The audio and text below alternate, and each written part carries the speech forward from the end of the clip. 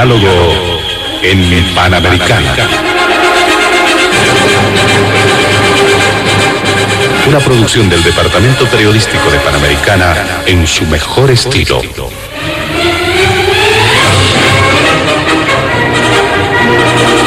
Entrevistas exclusivas sobre temas que crean expectativa general. Diálogo en Panamericana. Los sábados al mediodía y cada domingo a las 8 de la mañana. Y en trasnoche a las 24. Quedan ustedes con el staff de periodistas de Radio Panamericana.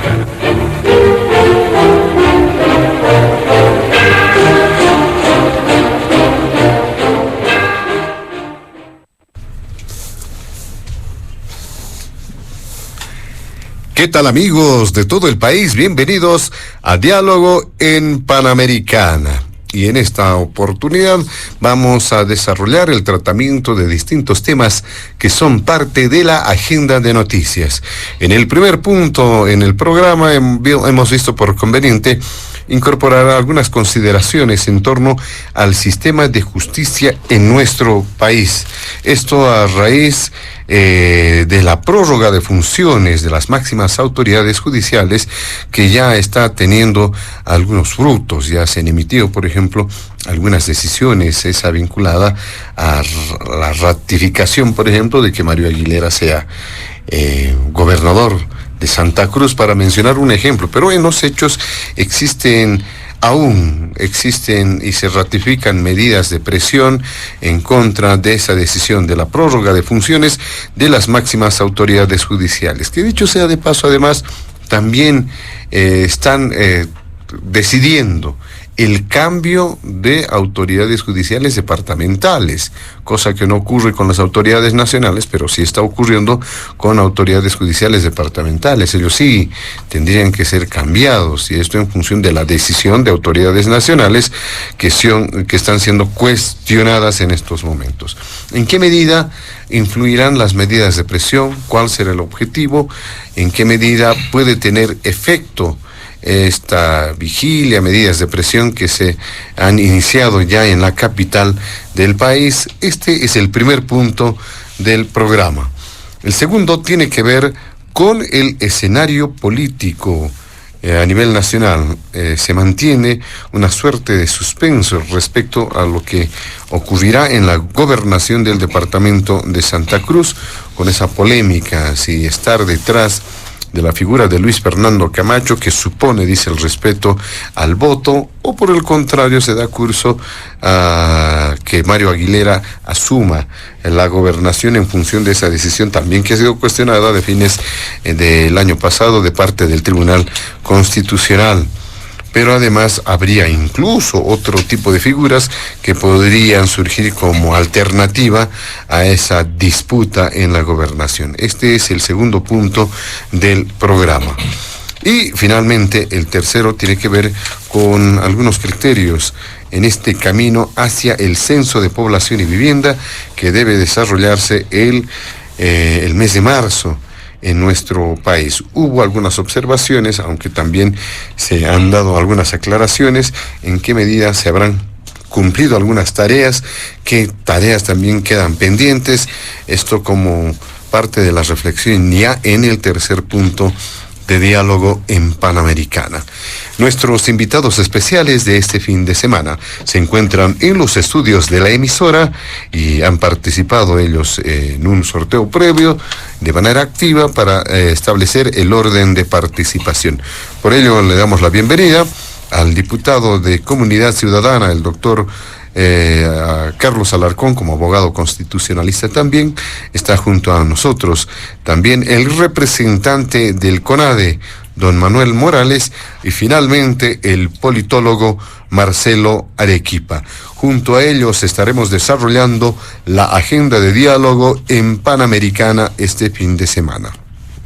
Antes de iniciar con las primeras consultas en el programa, vamos a solicitar a nuestros invitados especiales evitar emitir cualquier criterio que sea considerado de racismo o discriminación en el marco de las normas vigentes en nuestro país.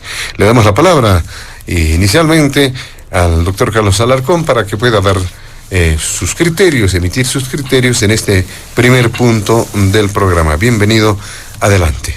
Muy buenas tardes, José Luis, un cordial saludo a todo el equipo de Radio Panamericana, a toda la audiencia de tu programa y a los invitados especiales, Marcelo Arequipa, politólogo, y Manuel Morales, representante del CONADE. El tema del autoprorrogazo, yo te diría que es como antecedente la ruptura del orden constitucional y democrático más grave que está viviendo el país, comparada con la que en su momento hubo cuando se desconocieron los resultados del referéndum del 21 de febrero. Y no es casualidad que en ese momento fue también el mismo Tribunal Constitucional Plurinacional, aunque con otros componentes, el que protagonizó esa ruptura del orden constitucional y democrático, como lo hace ahora, para satisfacer los deseos y los intereses de poder en ese momento del expresidente Evo Morales y ahora del presidente Luis Arce Catacora. Políticamente, ¿dónde se genera todo este plan siniestro? Esto no es una casualidad, este no es un problema de mayor o menor consenso en la Asamblea Legislativa Plurinacional. Este es un plan siniestro, milimétricamente organizado, ejecutado por el gobierno de Luis Arce, para lograr establecer con estos magistrados que ahora están ejerciendo de facto las funciones judiciales, una dictadura judicial gubernativa del gobierno de Luis Arce Catacora. Y esto nace en el momento en que ocurre el problema del censo. Ustedes se acordarán, ahí se arma un movimiento de protesta, especialmente, aunque no únicamente en el departamento de Santa Cruz, y para lograr resolver ese problema se saca una ley por consenso que fue aceptada en el conjunto del país y logró solucionar en ese momento ese grave problema que estaba atravesando Bolivia. Pero resulta que el presidente lo hizo eso a regañadientes, es decir, cuando dio inclusive su mensaje después de eso, tú veías que él no estaba contento con esa concertación y con ese consenso en relación al censo como política del Estado, y tan así que después, a los pocos meses, se dio todo lo que se dio con el secuestro y todo este montaje de este proceso espurio contra el gobernador de Santa Cruz. Entonces, a partir de ese evento, que fue forzado y prácticamente a desgano ese consenso, el movimiento al socialismo se dividió. Ese fue uno de los momentos claves donde las bancadas del movimiento al socialismo se pelearon, se dividieron y el gobierno perdió la mayoría de votos.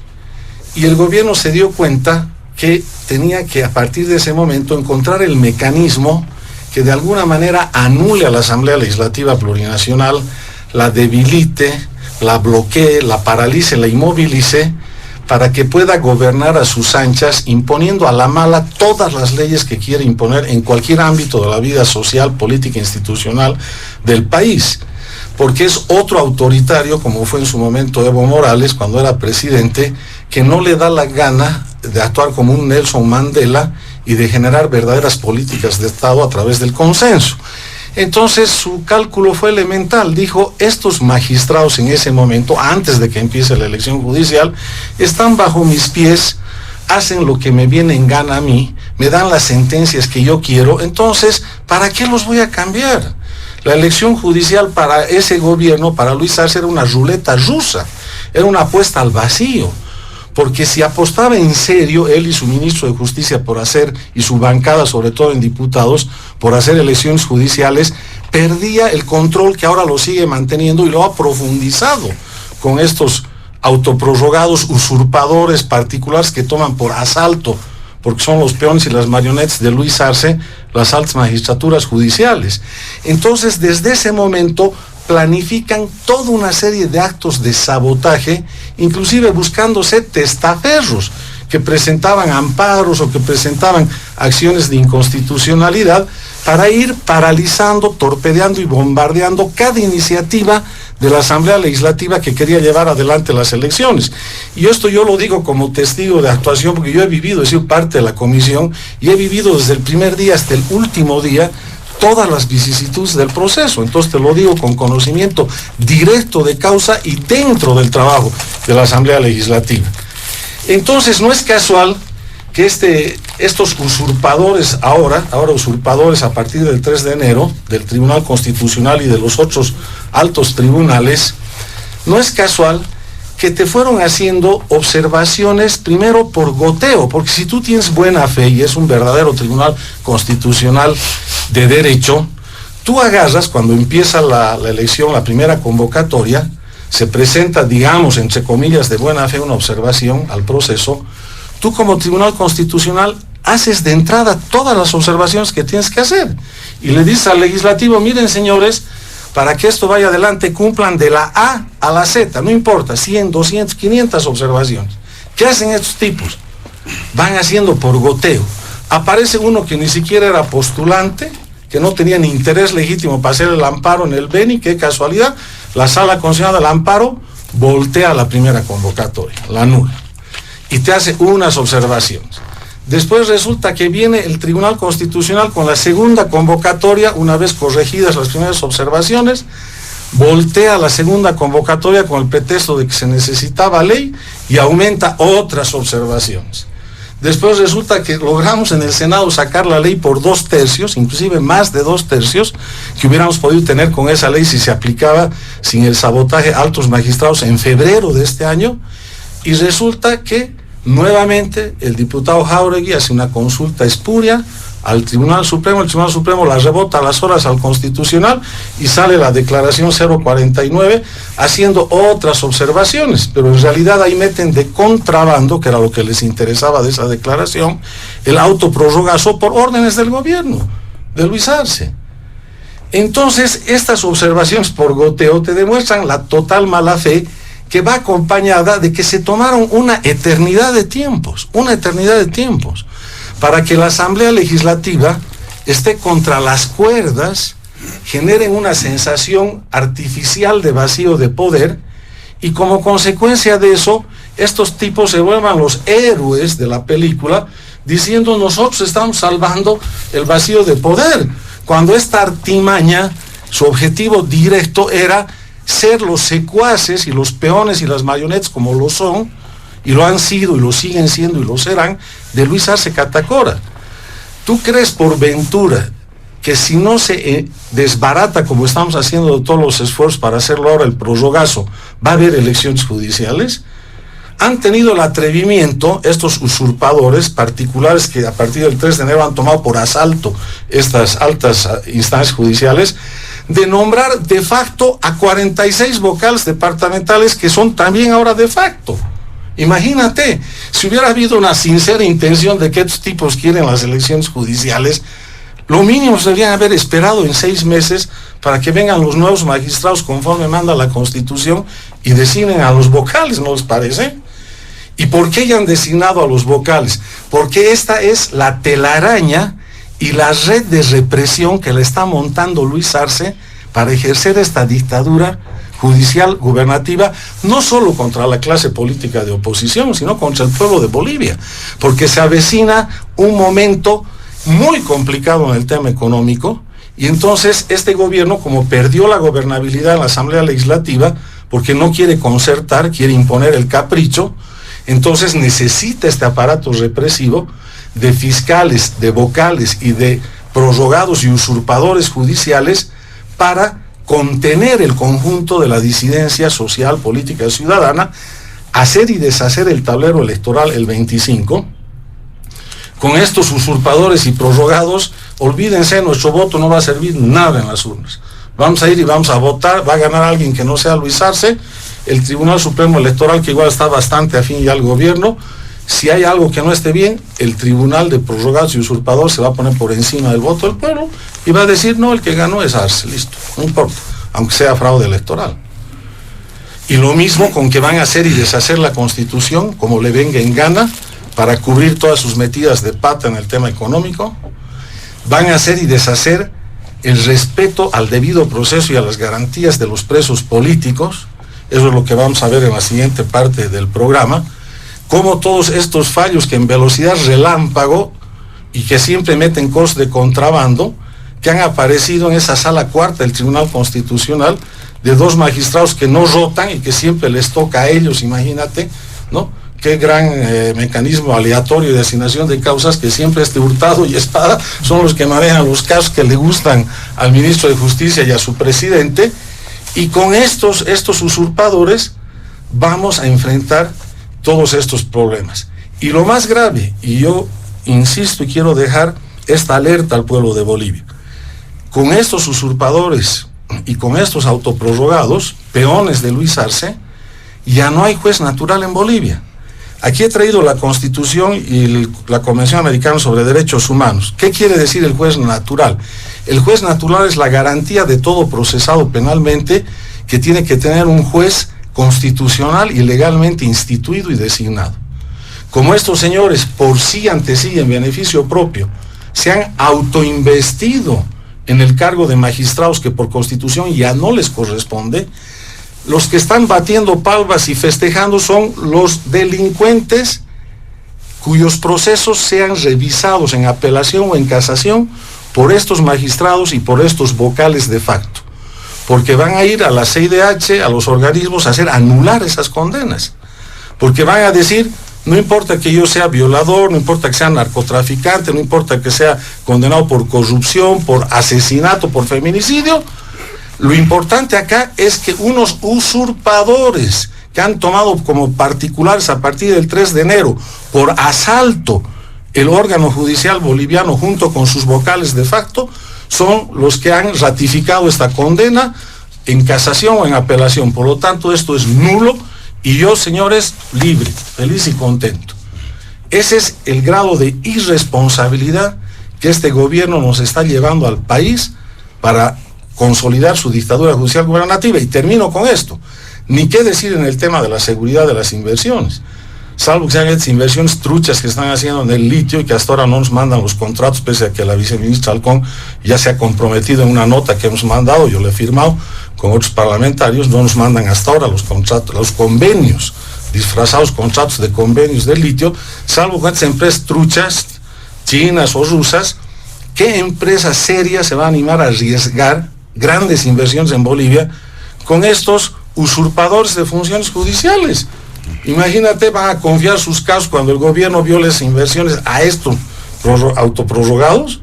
Entonces yo pongo en el tema de discusión estos elementos que me parecen muy importantes y que en este momento para mí es un deber de todo boliviano, pacíficamente, por todas las vías al alcance que tengamos, oponernos contundentemente a que se consolide y se mantenga este estado de usurpación judicial.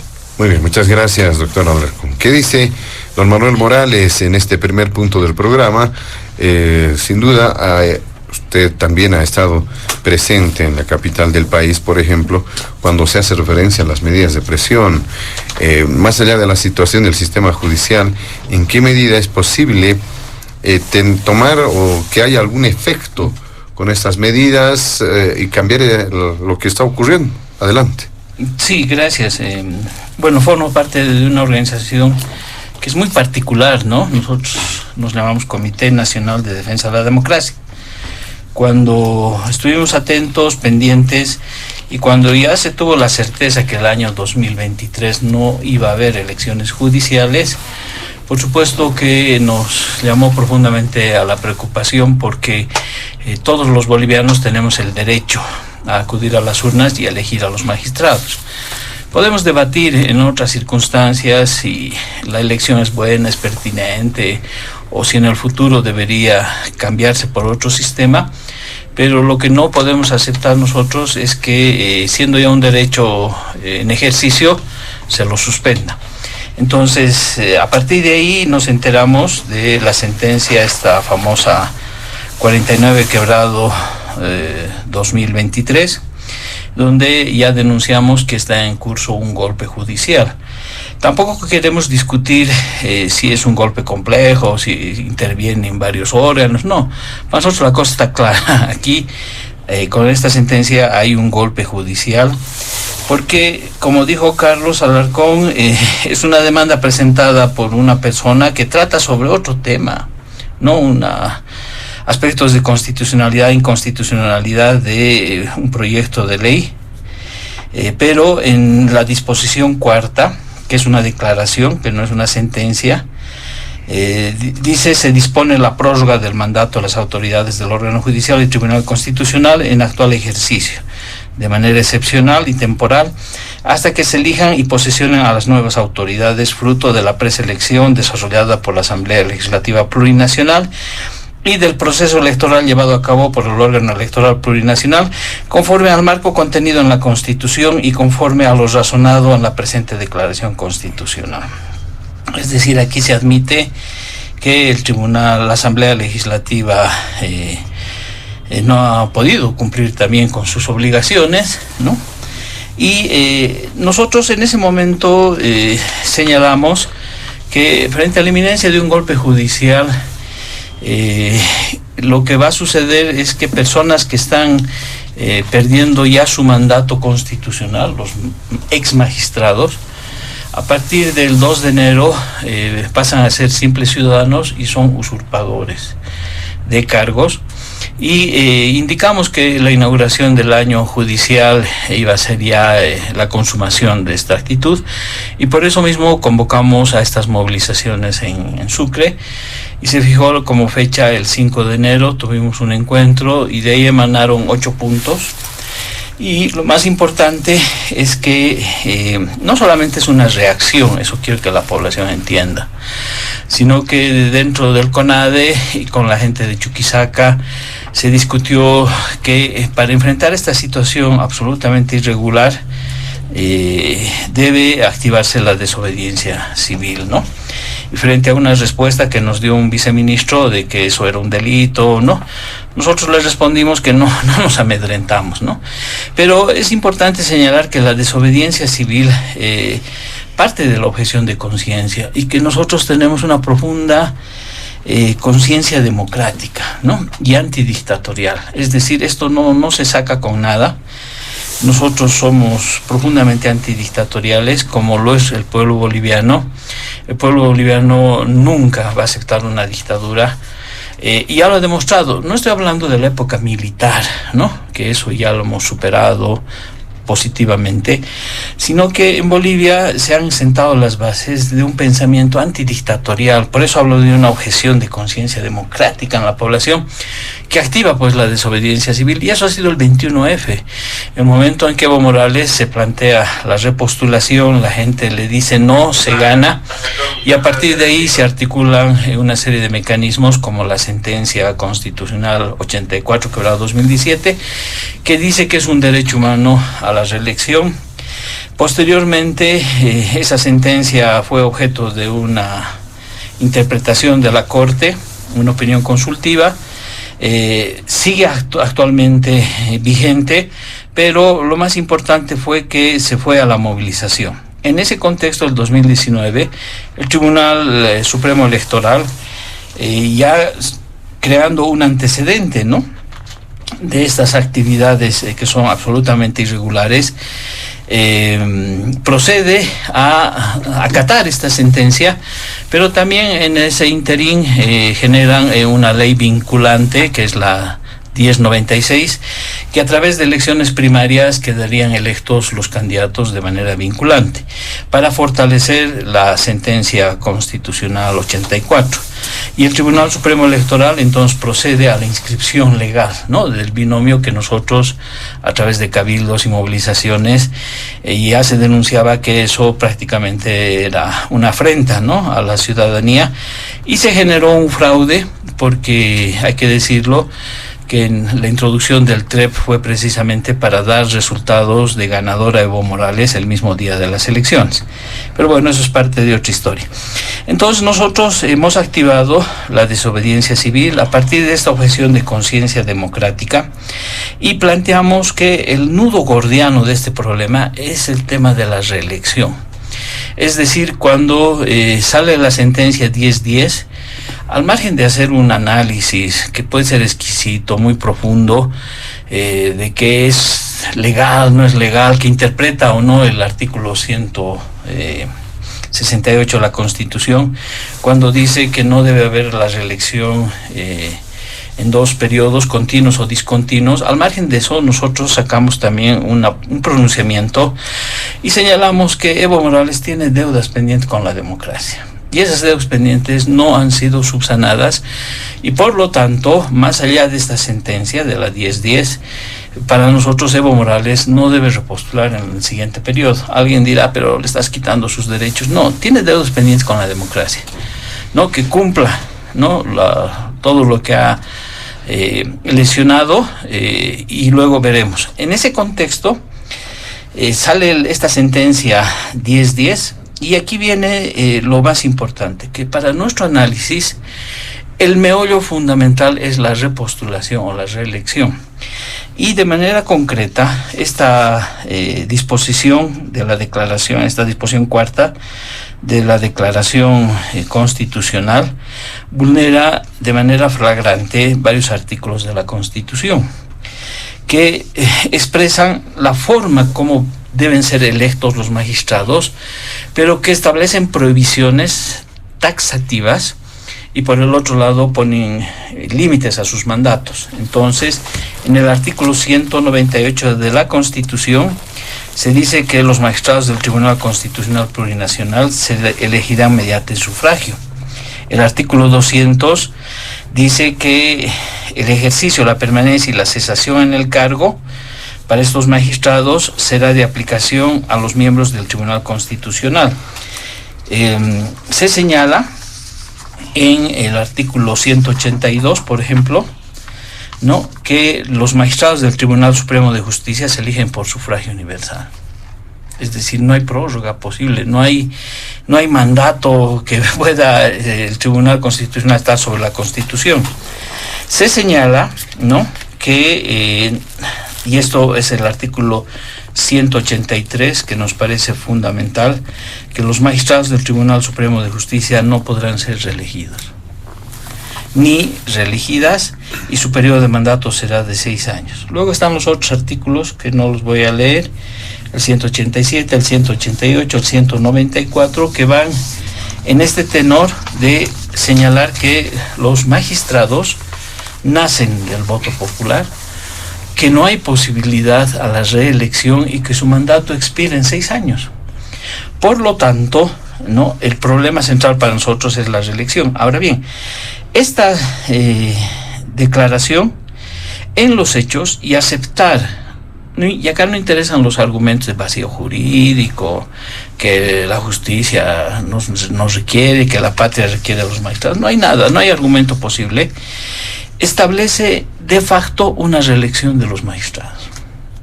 Es decir, los actuales magistrados, que son simples ciudadanos, delincuentes, usurpadores, están ejerciendo una reelección de facto que es inadmisible para nosotros, al mejor estilo de Evo Morales. Son lo mismo, son la misma podredumbre que Evo Morales, porque pisotean la Constitución como les da la gana, cuando les da la gana, y piensan que están por encima del soberano, que de acuerdo al mandato constitucional es el único que los puede elegir. No hay figura de prórroga, autoprórroga, esos conceptos en términos jurídicos no existen, no tienen base de fundamento alguno, y por lo tanto, lo que nosotros hemos hecho en Sucre los anteriores días es movilizar a la ciudadanía junto al comité cívico. Es el inicio de un conjunto de movilizaciones para señalar y reiterar que deben desistir los magistrados de la acción que están desarrollando, y que no solamente debe haber movilizaciones, sino que el efecto inmediato es hacer demandas penales por la vulneración específica de estos artículos que les acabo de mencionar, y voy a leer el que para nosotros es el más importante y que la población lo debe saber. Artículo 122 de la Constitución.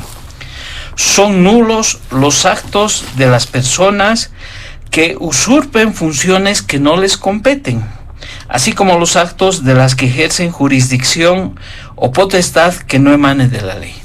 Entonces, a partir de aquí yo creo que está habilitada la posibilidad de implementar las acciones legales correspondientes, sobre todo penales, para que sea la fuerza pública la que convoque a estos usurpadores a que presten sus declaraciones, para que sean detenidos, procesados, y lo que hemos señalado es que los funcionarios judiciales de mediana jerarquía tienen la obligación de concurrir como testigos y que se aplique además el Decreto Supremo 4757, que señala que en los procesos penales es absolutamente legal la figura del colaborador eficaz. Es decir, que funcionarios judiciales de menor jerarquía deberían prestar declaraciones, aportar pruebas concretas para que estos magistrados vayan a la cárcel. Y yo termino recordándoles lo siguiente, porque Panamericana es un medio que llega a todos los rincones del país. Que no piensen que el gobierno de Mesa se les va a dar impunidad. Yo les recuerdo que autoridades de una misma jerarquía del Tribunal Supremo Electoral, los vocales, el año 2019, durmieron en la cárcel. Y han estado varios meses todos los vocales del Tribunal Supremo Electoral y todos los vocales de los tribunales departamentales electorales. Ha sido una acción maniobrera del señor Lanchipa, que ha acudido a un supuesto informe de un docente de una universidad perdida ahí en España, que ha permitido introducir un documento para cesar la acusación que pendía sobre ellos. Que no sueñen los magistrados que son intocables. Ya les digo, personas de su misma jerarquía han dormido en la cárcel y lo mismo les va a suceder. Por lo tanto, yo invito a la ciudadanía a que despleguemos esta desobediencia civil y que enraizcamos nuestra profunda conciencia democrática y antidictatorial.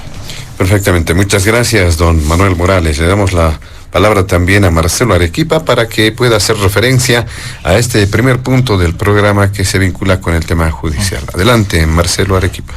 Gracias, José Luis. Un saludo igual, especial, cordial para Carlos Alarcón y para Manuel Morales y para todos los que nos escuchan a lo largo y ancho del país. Este programa es muy importante. Mi posición y análisis sobre este tema creo que va a ir un poco más matizada respecto de esta posición que ya la hemos escuchado estos últimos días, de que se vayan todos, ¿no? Como si eso resolviera mágicamente los problemas del país, ¿no? Como si generar un vacío institucional en el país fuera la receta para resolver los temas pendientes que tenemos. ¿Por qué digo esto? Me voy a concentrar básicamente en la argumentación más política que jurídica en todo caso. A ver, haciendo un poquito de memoria. El 27 de marzo del año pasado, la Asamblea Legislativa hace la primera convocatoria para el proceso de preselección de candidatos. El 13 de abril, la Sala Constitucional del Beni le da la razón al señor Miguel Ángel Balcázar, quien presenta, ¿cierto?, en el Beni un recurso constitucional. Entonces eso se tumba y la Asamblea Legislativa tiene que dar cumplimiento a eso, ¿no? Luego, el 27 de abril, hay una sentencia, hay un recurso que suspende provisionalmente las elecciones judiciales. ¿Y quién interpone un recurso para que se suspendan las elecciones judiciales? El Movimiento al Socialismo, diputados, senadores o políticos que están próximos al ala arcista. No, lo interpone el diputado Leonardo Fabián Ayala Soria de Creemos. Él interpone este recurso y luego, por tanto, se paraliza todo el proceso de preselección otra vez. Todo vuelve a foja cero, es decir, de ahí para adelante el Tribunal Constitucional juega un papel activo determinante para que el proceso de preselección judicial se detenga. Entonces yo lo que observo ahí es que ha habido un ímpetu bastante bastante activo de parte de políticos de oposición en realidad para frenar este proceso de preselección. Y no necesariamente, ojo, me estoy remitiendo a las pruebas, se puede buscar en el internet, esto es recojo de información solamente de noticias, y esto no viene de iniciativa desde el gobierno nacional o desde el movimiento socialismo, viene más bien desde el otro lado. Entonces, ahí uno dice, ¿cuál es la agenda institucional que supuestamente tiene de respeto a la Constitución y de respeto a los procesos que tienen que llevarse en el país? ¿Quién tiene realmente un apego estricto a esto? Yo ahí lo que observo es más cálculo político. Cálculo político que luego, voy a citar otro documento, que luego se ve reflejado en un pacto entre Levismo, Comunidad Ciudadana y Creemos en el Senado. Un documento que está firmado por representantes de la Levista, por senadores de Comunidad Ciudadana y por senadores de Creemos. ¿Qué dice su punto 2? El mes de noviembre de este año. El mes de noviembre del año pasado, perdón. Hasta que se haga la elección judicial o una reforma constitucional, ojo, o una reforma constitucional, ley que garantice un mecanismo constitucional para que haga que los actuales magistrados y consejeros del órgano judicial dejen sus funciones el día 2 de enero del 2024, sin prórroga ni interinato, aprobada hasta el 15 de diciembre de 2023 como máximo. Esto forma parte del acuerdo que suscriben Evistas, Creemos y Comunidad Ciudadana. ¿A dónde apunta este acuerdo? No apunta necesariamente a llevar elecciones judiciales. Apunta a hacer una reforma constitucional y apunta justamente también a minar todo este proceso, porque no se establece en este acuerdo que acabo de leer, no se dice textualmente trabajar por tiempo y materia, por ejemplo, para garantizar que se lleve adelante elecciones judiciales. Estamos hablando del mes de noviembre, un momento en el cual los legisladores podían darle una señal clara y concreta al país de que tienen un apego estricto a la norma constitucional, a la constitución política del Estado, para garantizar elecciones judiciales en el país y para que este proceso se termine por reconducir. Si hubiéramos tenido una señal hacia finales del año pasado de que efectivamente tiene que llevarse adelante el proceso de preselección de candidatos y de que se va a llevar adelante elecciones judiciales en el país, les garantizo que otra sería la figura. Pero como acabo de establecer en la relación de los hechos el año pasado, aquí han habido intereses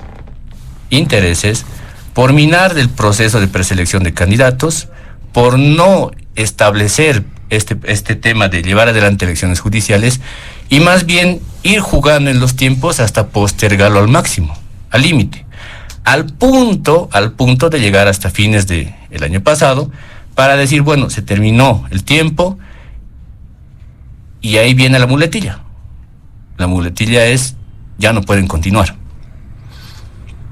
Y eso me permite entrar, digamos, a una puntualización que es jurídica, muy cortita,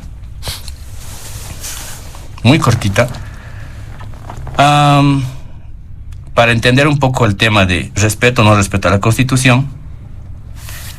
El artículo 203 de la Constitución nos dice: las decisiones y sentencias del Tribunal Constitucional son de carácter vinculante y de cumplimiento obligatorio, y contra ellas no cabe recurso ordinario ulterior alguno. No hay otro recurso más que se pueda presentar frente a las sentencias constitucionales. ¿Y qué es lo que yo observo en estas últimas semanas respecto de las sentencias constitucionales? Sobre todo aquellas que han salido publicadas a fines del año pasado, a fines de diciembre. Lo que yo veo, incluso como ironía si quieren, es que el carnaval en el país para los políticos se ha adelantado.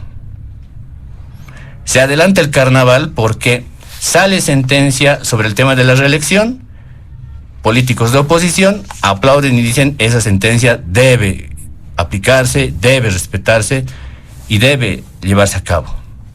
Sale sentencia sobre la gobernación de Santa Cruz y Camacho, los mismos políticos salen a decir que esa sentencia no es justa.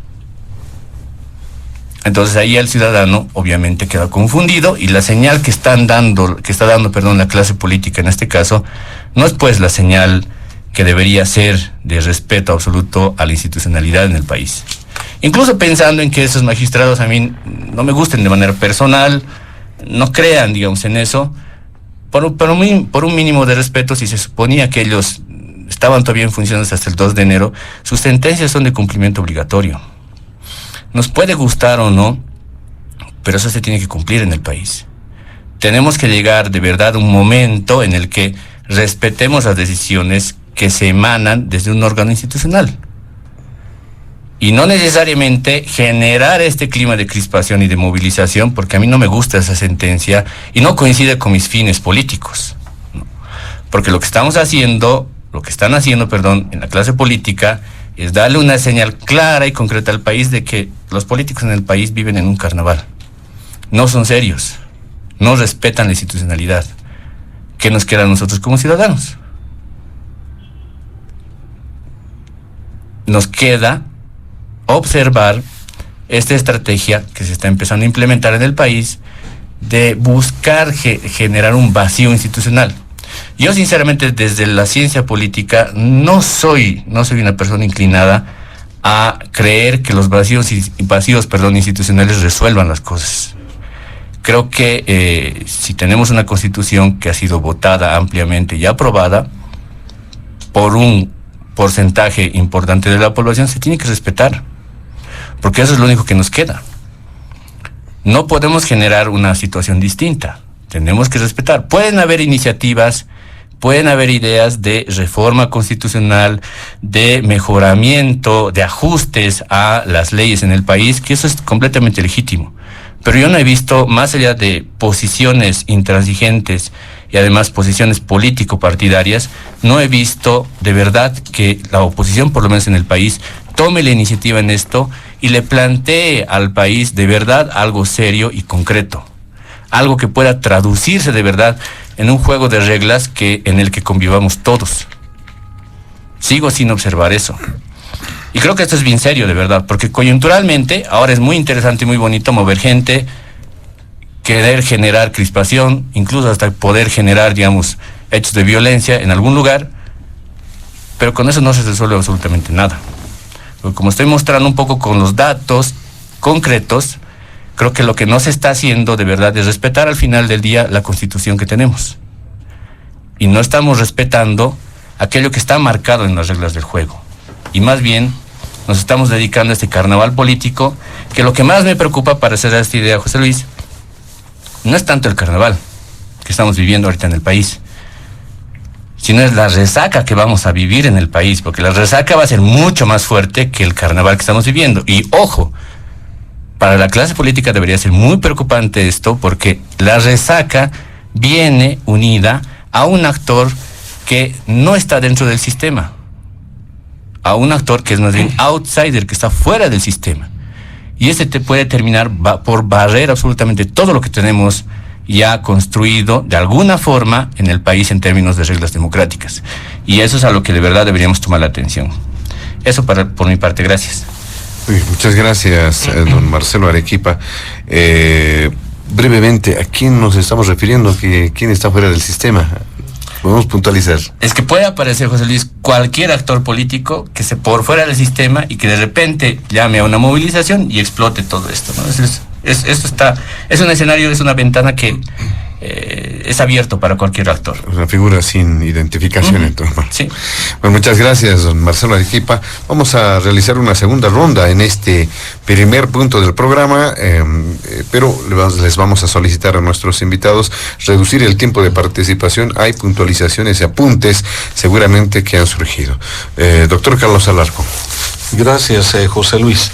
A ver, Marcelo nos presenta una película de ficción sobre la base de datos aislados y sesgados para justificar el prorrogazo y el golpe del gobierno de Luis Arce a la democracia, al Estado de Derecho y a la Constitución. Porque además él no ha vivido por dentro el proceso. Yo lo he vivido el proceso por dentro y voy a hacer un resumen para detallarles todos los hitos trascendentales que demuestran que esta ha sido además una maniobra burda del gobierno, ni siquiera ha sido una maniobra elegante, una maniobra sofisticada o algo por el estilo. Antes, la semana anterior a que comience el proceso, Comunidad Ciudadana, a la cabeza de Carlos Mesa, presentamos una ley de garantías para las elecciones judiciales. Y Marcelo dice no había ninguna propuesta del carnaval político y de la oposición. Presentamos la ley de garantías al país, la presentamos formalmente a la Asamblea para que no se tenga el desastre de las 2 elecciones anteriores que fueron digitadas por Evo Morales. Las discutimos en la Comisión de Constitución Mixta y el oficialismo, especialmente el arcismo y también en ese momento el levismo, rechazan la ley de garantías y la esconden en el cajón de la comisión y la dejan ahí. Y siguen adelante para dejar de lado esa ley y para hacer un reglamento. Bueno, vamos al tema del reglamento y les decimos, ya, no nos haremos problema de la forma, nosotros creemos que es ley, como después estos magistrados truchos dijeron al final del recorrido que debía ser ley. Ya, que no sea ley, que sea reglamento, pero meteremos los contenidos de garantía de la ley al reglamento. Discutimos en la comisión mixta, ahí estaba Patricia Arce, estaba Jauregui, estaba Tatiana Áñez, estaba yo, estaba la senadora Salame, en ese grupo pequeño de concertación. Llegamos a un preacuerdo que incluía las garantías, parte de las garantías de esa ley presentada por Carlos Mesa, en el reglamento de la primera convocatoria. Preacuerdo unánime en esa mesa, en ese comité ejecutivo de concertación. Los vamos a someter a decisión de cada bancada, por cada uno obviamente por su lado. Comunidad Ciudadana aprueba por unanimidad el preacuerdo. Vamos a decirles ese resultado y el MAS agarran y dicen, no, echa un paso atrás, retrocede. No, no queremos el preacuerdo, no aceptamos. Lanzan la primera convocatoria sobre la base unilateral de ese reglamento sin tomar en cuenta el preacuerdo que ya estaba establecido en esa mesa de concertación. Lanzan unilateralmente la primera convocatoria y aparece un ciudadano X que ni siquiera era postulante en el Beni y presenta un amparo. La base de un amparo es que un amparo no te puede dejar sin efecto normas generales, ni reglamentarias ni legislativas. Y resulta que el ciudadano esto que ni siquiera era postulante, la Sala Constitucional del Beni le acepta el amparo y tumban el reglamento general y la primera convocatoria. Ahí es donde sabotean el primer acto de sabotaje. Hasta ahí todo contra la oposición. No había ningún actor ahí, ni formal ni informal, de la oposición. Después de eso viene la segunda convocatoria. Agarran, modifican unilateralmente el reglamento, los masistas, tanto evistas como arcistas, y lo hacen peor todavía el reglamento. Lo hacen más negativo para hacer una buena elección judicial. Observamos, reclamamos, lo imponen con su mayoría, y esa segunda convocatoria, esta vez ya es paralizada por ese diputado disque de oposición. Pero ¿quién es el diputado que presenta? O sea, no iba a ser ingenuo el ministro de Justicia de decirle, che Jauregui, che Gers Mercado, vos lanzate con esa acción abstracta para que después el gobierno muestre visiblemente que él está detrás del sabotaje a la elección judicial, ni que fuéramos unos crudos los del gobierno. Entonces se buscan la ficha ideal para culpar a la oposición y utilizan un diputado disidente de Cremos, cuyo subgrupo de diputados disidentes en varias decisiones han votado con Gers Mercado a favor de leyes del gobierno en la Asamblea, en la Cámara de Diputados. Eso es lo que no ha visto pues Marcelo, yo lo he visto y lo he vivido por dentro. Y después, cuando presenta este diputado esa acción, se toma una eternidad de tiempo el Tribunal Constitucional. Saca ese mamotreto de no sé cuántas hojas, que lo único que te dice se necesita ley por 2/3 y una cosita más. Eso lo podían haber dicho en una semana, se toman más de 2 meses. ¿Para qué? Para que dolosamente pongan a la Asamblea Legislativa contra las cuerdas y el gobierno feliz y contento diga, como ya no hay tiempo para hacer una ley porque 2/3 es casi imposible, entonces metemos de contrabando el prorrogazo, que es lo que hicieron con la declaración 49. Pero ahí se equivocó el ministro de Justicia. ¿Por qué? Porque lo que creían imposible conseguir los 2/3, por supuesto que hicimos pues los 2/3 en el Senado. Y en el Senado no solo evistas, inclusive cuando se aprobó en grande, era unanimidad la aprobación en grande de la ley 144 propuesta por Comunidad Ciudadana en diputados, redactada por mí como proyectista también, y que es la que va a salvar ahora la elección judicial si logramos desbaratar el prorrogazo. Y el gobierno se da cuenta de que le movimos el piso con la ley aprobada en el Senado. Entonces la justificación es lo que dice Marcelo, no pues es que hay un acuerdo entre Comunidad Ciudadana y los evistas para repartirse con esa ley los cargos judiciales, y era la ley que te garantizaba absoluta transparencia en la designación, porque se establecía que todos los que cumplían requisitos de méritos básicos, suficientes y idóneos, iban al voto del soberano, y no había ninguna manipulación, ni en la comisión mixta ni en el pleno de las dos cámaras. Entonces ahí el gobierno se vio desbaratado en este plan siniestro, que lo está ejecutando, y les dio la orden a estos prorrogados, a estos usurpadores, para que bloqueen la ley del Senado. ¿Cómo bloquean la ley del Senado? Va a diputados, y en diputados el gran operador, el verdugo de la elección judicial, como le llamo, el diputado Jáuregui, agarra y la manda en consulta a 6 instancias, imagínate, incluido al ministro de Justicia. O sea, lo pone al ministro de Justicia, el gran saboteador de la elección, por encima del Parlamento y de la Asamblea. Y le manda además en consulta esta ley 144 al Tribunal Supremo de Justicia. ¿Qué hace el Tribunal Supremo de Justicia? Recibe la consulta del verdugo judicial Jáuregui para sabotear la elección y la rebota a las pocas horas al Tribunal Constitucional. Y el Tribunal Constitucional, para sacar la declaración 049, se toma una eternidad para generar esta sensación, como dice Manuel, falsa de vacío de poder, ¿no? Ese es el plan del gobierno. Y cuando Marcelo dice, pero la Constitución dice que las sentencias del Tribunal Constitucional son de cumplimiento obligatorio, dice las sentencias, pero las declaraciones, esta no es una sentencia, es una declaración. ¿Qué dice el Código Procesal Constitucional sobre las declaraciones de consultas de leyes? Que es de obligatorio cumplimiento cuando esa declaración del tribunal te diga este artículo y este otro es inconstitucional, y adecúen la ley a esa declaración. Y nosotros hemos dicho, respetamos totalmente pues eso, nadie está cuestionando en ese aspecto, aunque no nos guste esta declaración. Pero no es obligatorio el contrabandito que le meten, como decía Manuel, en el numeral 4, que como galera de magos sacan para autoprorrogarse y para estar bajo los pies del gobierno. Entonces ahí yo le digo a Marcelo, no hay ninguna contradicción de la oposición. Respetamos totalmente la declaración constitucional, Marcelo. El numeral 1, el numeral 2, el 3, como nos dice el Código Procesal Constitucional. Pero no vamos a respetar el contrabando, donde estos señores se vuelven verdugos de la Constitución para satisfacer los deseos de Arce y en contra de la democracia y de la propia Constitución, que tienen que preservar y que tienen que conservar. Eso, por supuesto, es que no lo vamos a aceptar. Y termino con esto, cuando da el ejemplo del rayo de Evo Morales, lo que ha inhabilitado la candidatura de Evo Morales es la opinión consultiva en agosto del 2021 de la Corte Interamericana.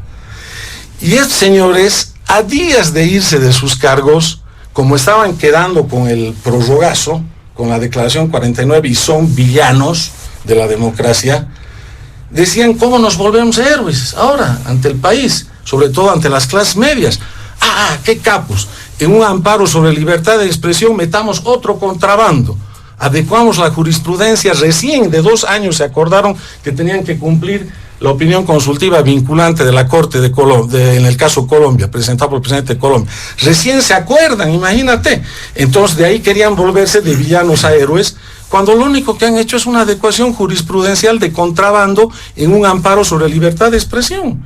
La inhabilitación de Evo Morales viene por la opinión consultiva de la Corte desde el 2021, y eso es vinculante y de obligatorio cumplimiento. Ahí tampoco hay ninguna contradicción como la que ves, Marcelo, y lo hemos dicho públicamente también esto, y lo hemos explicado con estos fundamentos constitucionales.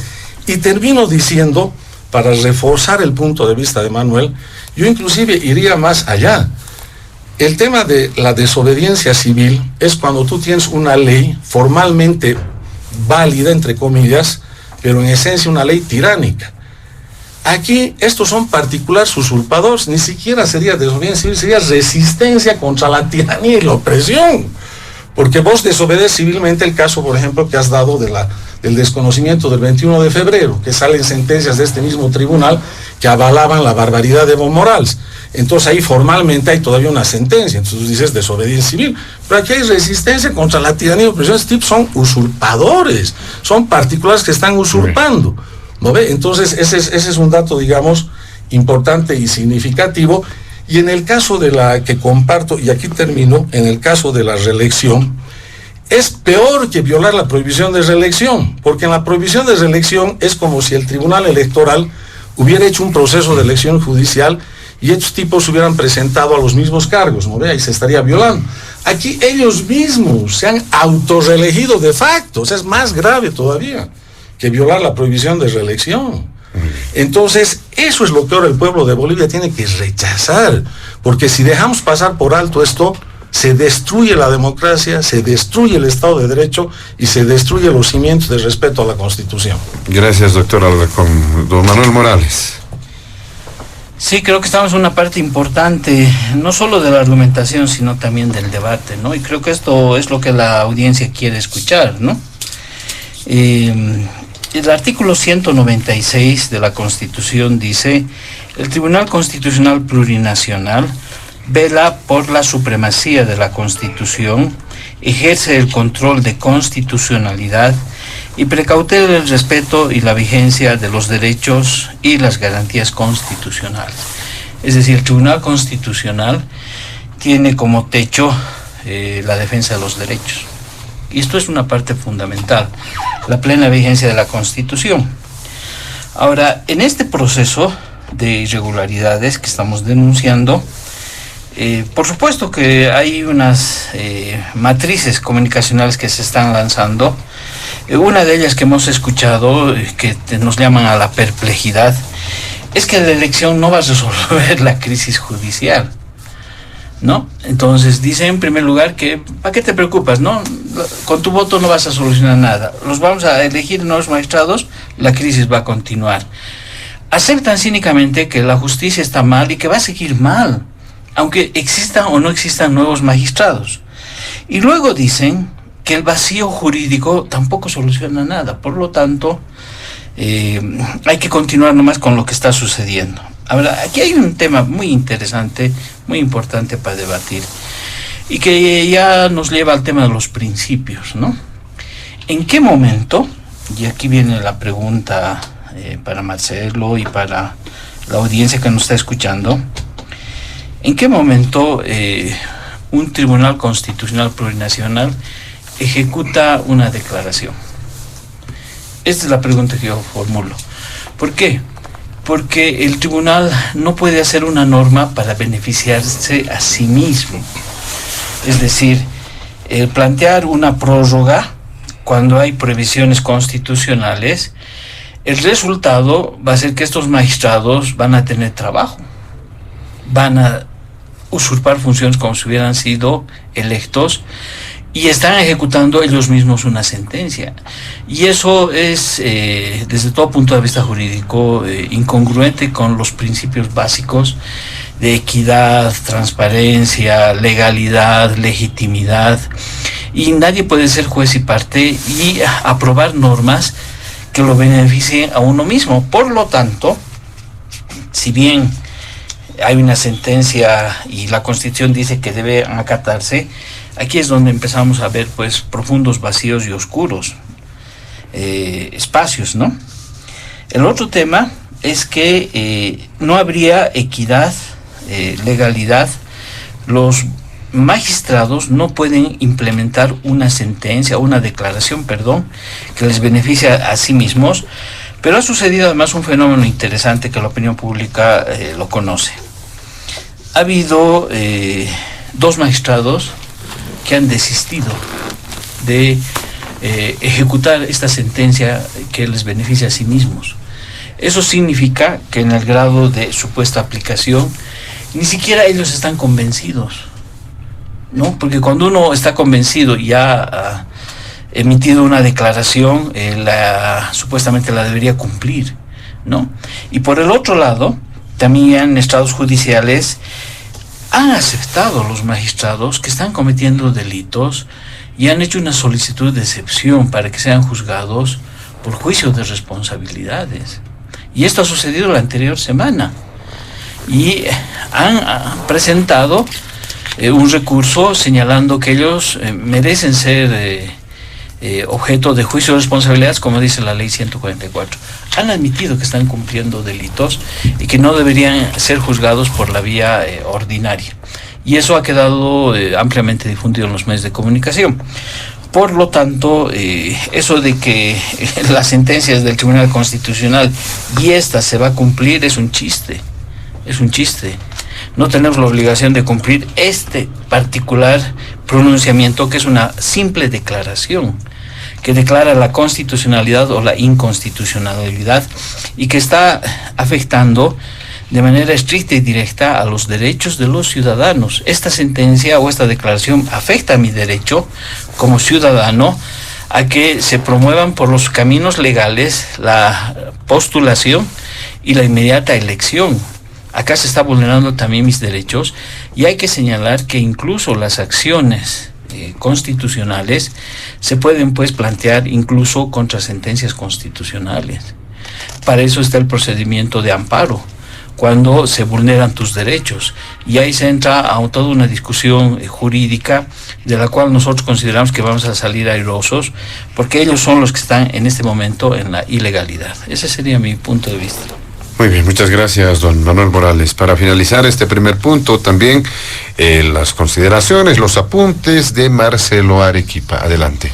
Gracias, José Luis. A ver, hay sentencias o declaraciones constitucionales que no se tienen que acatar, como están comentando ahorita Carlos Alarcón y Manuel Morales, pero sí se tiene que acatar un comunicado del Tribunal Constitucional del año 2019, ¿no ve? En el que avala a la señora Áñez. Eso sí se tiene que acatar, pero esta declaración constitucional no. Entonces, otra vez, vuelvo a mi punto anterior de qué señal nos está dando la clase política al país.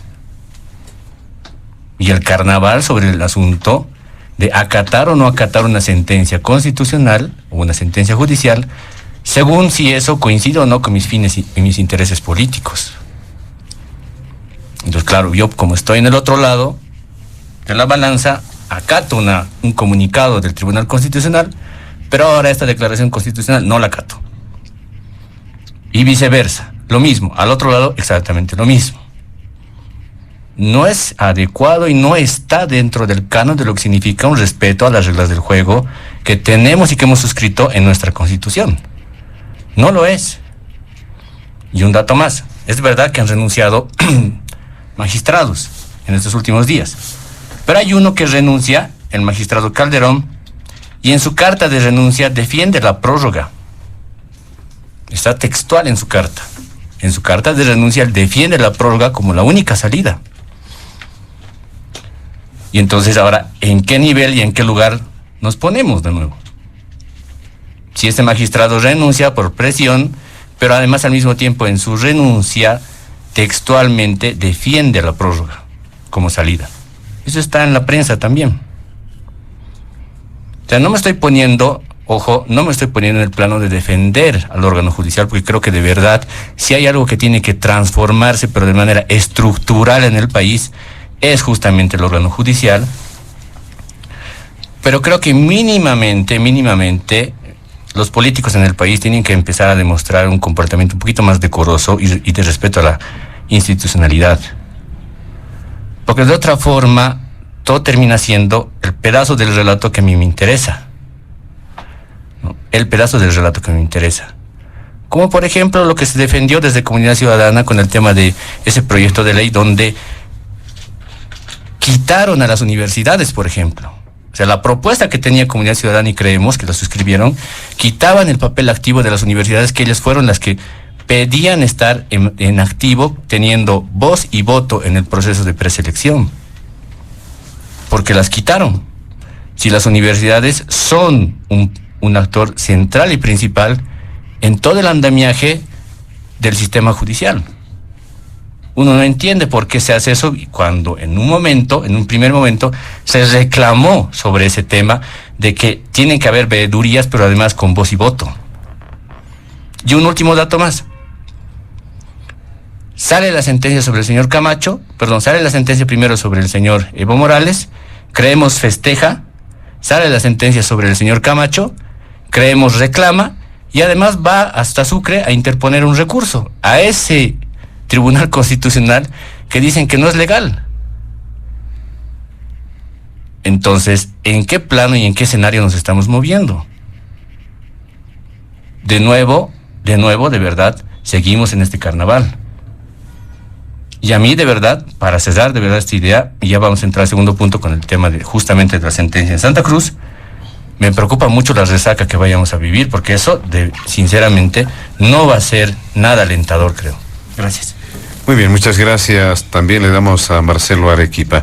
Vámonos al segundo punto de diálogo en Panamericana. Este tiene que ver también con el escenario político nacional. Hay diversos aspectos, lo que sucede con el expresidente Evo Morales, la disputa, bueno, ya no es una disputa interna, lo que se ha mencionado, simplemente ya son dos facciones, dos grupos distintos, con la sigla del Movimiento al Socialismo, pero lo que ha llamado la atención es lo que ha ocurrido, lo que está ocurriendo también en términos políticos con la situación en la gobernación de Santa Cruz.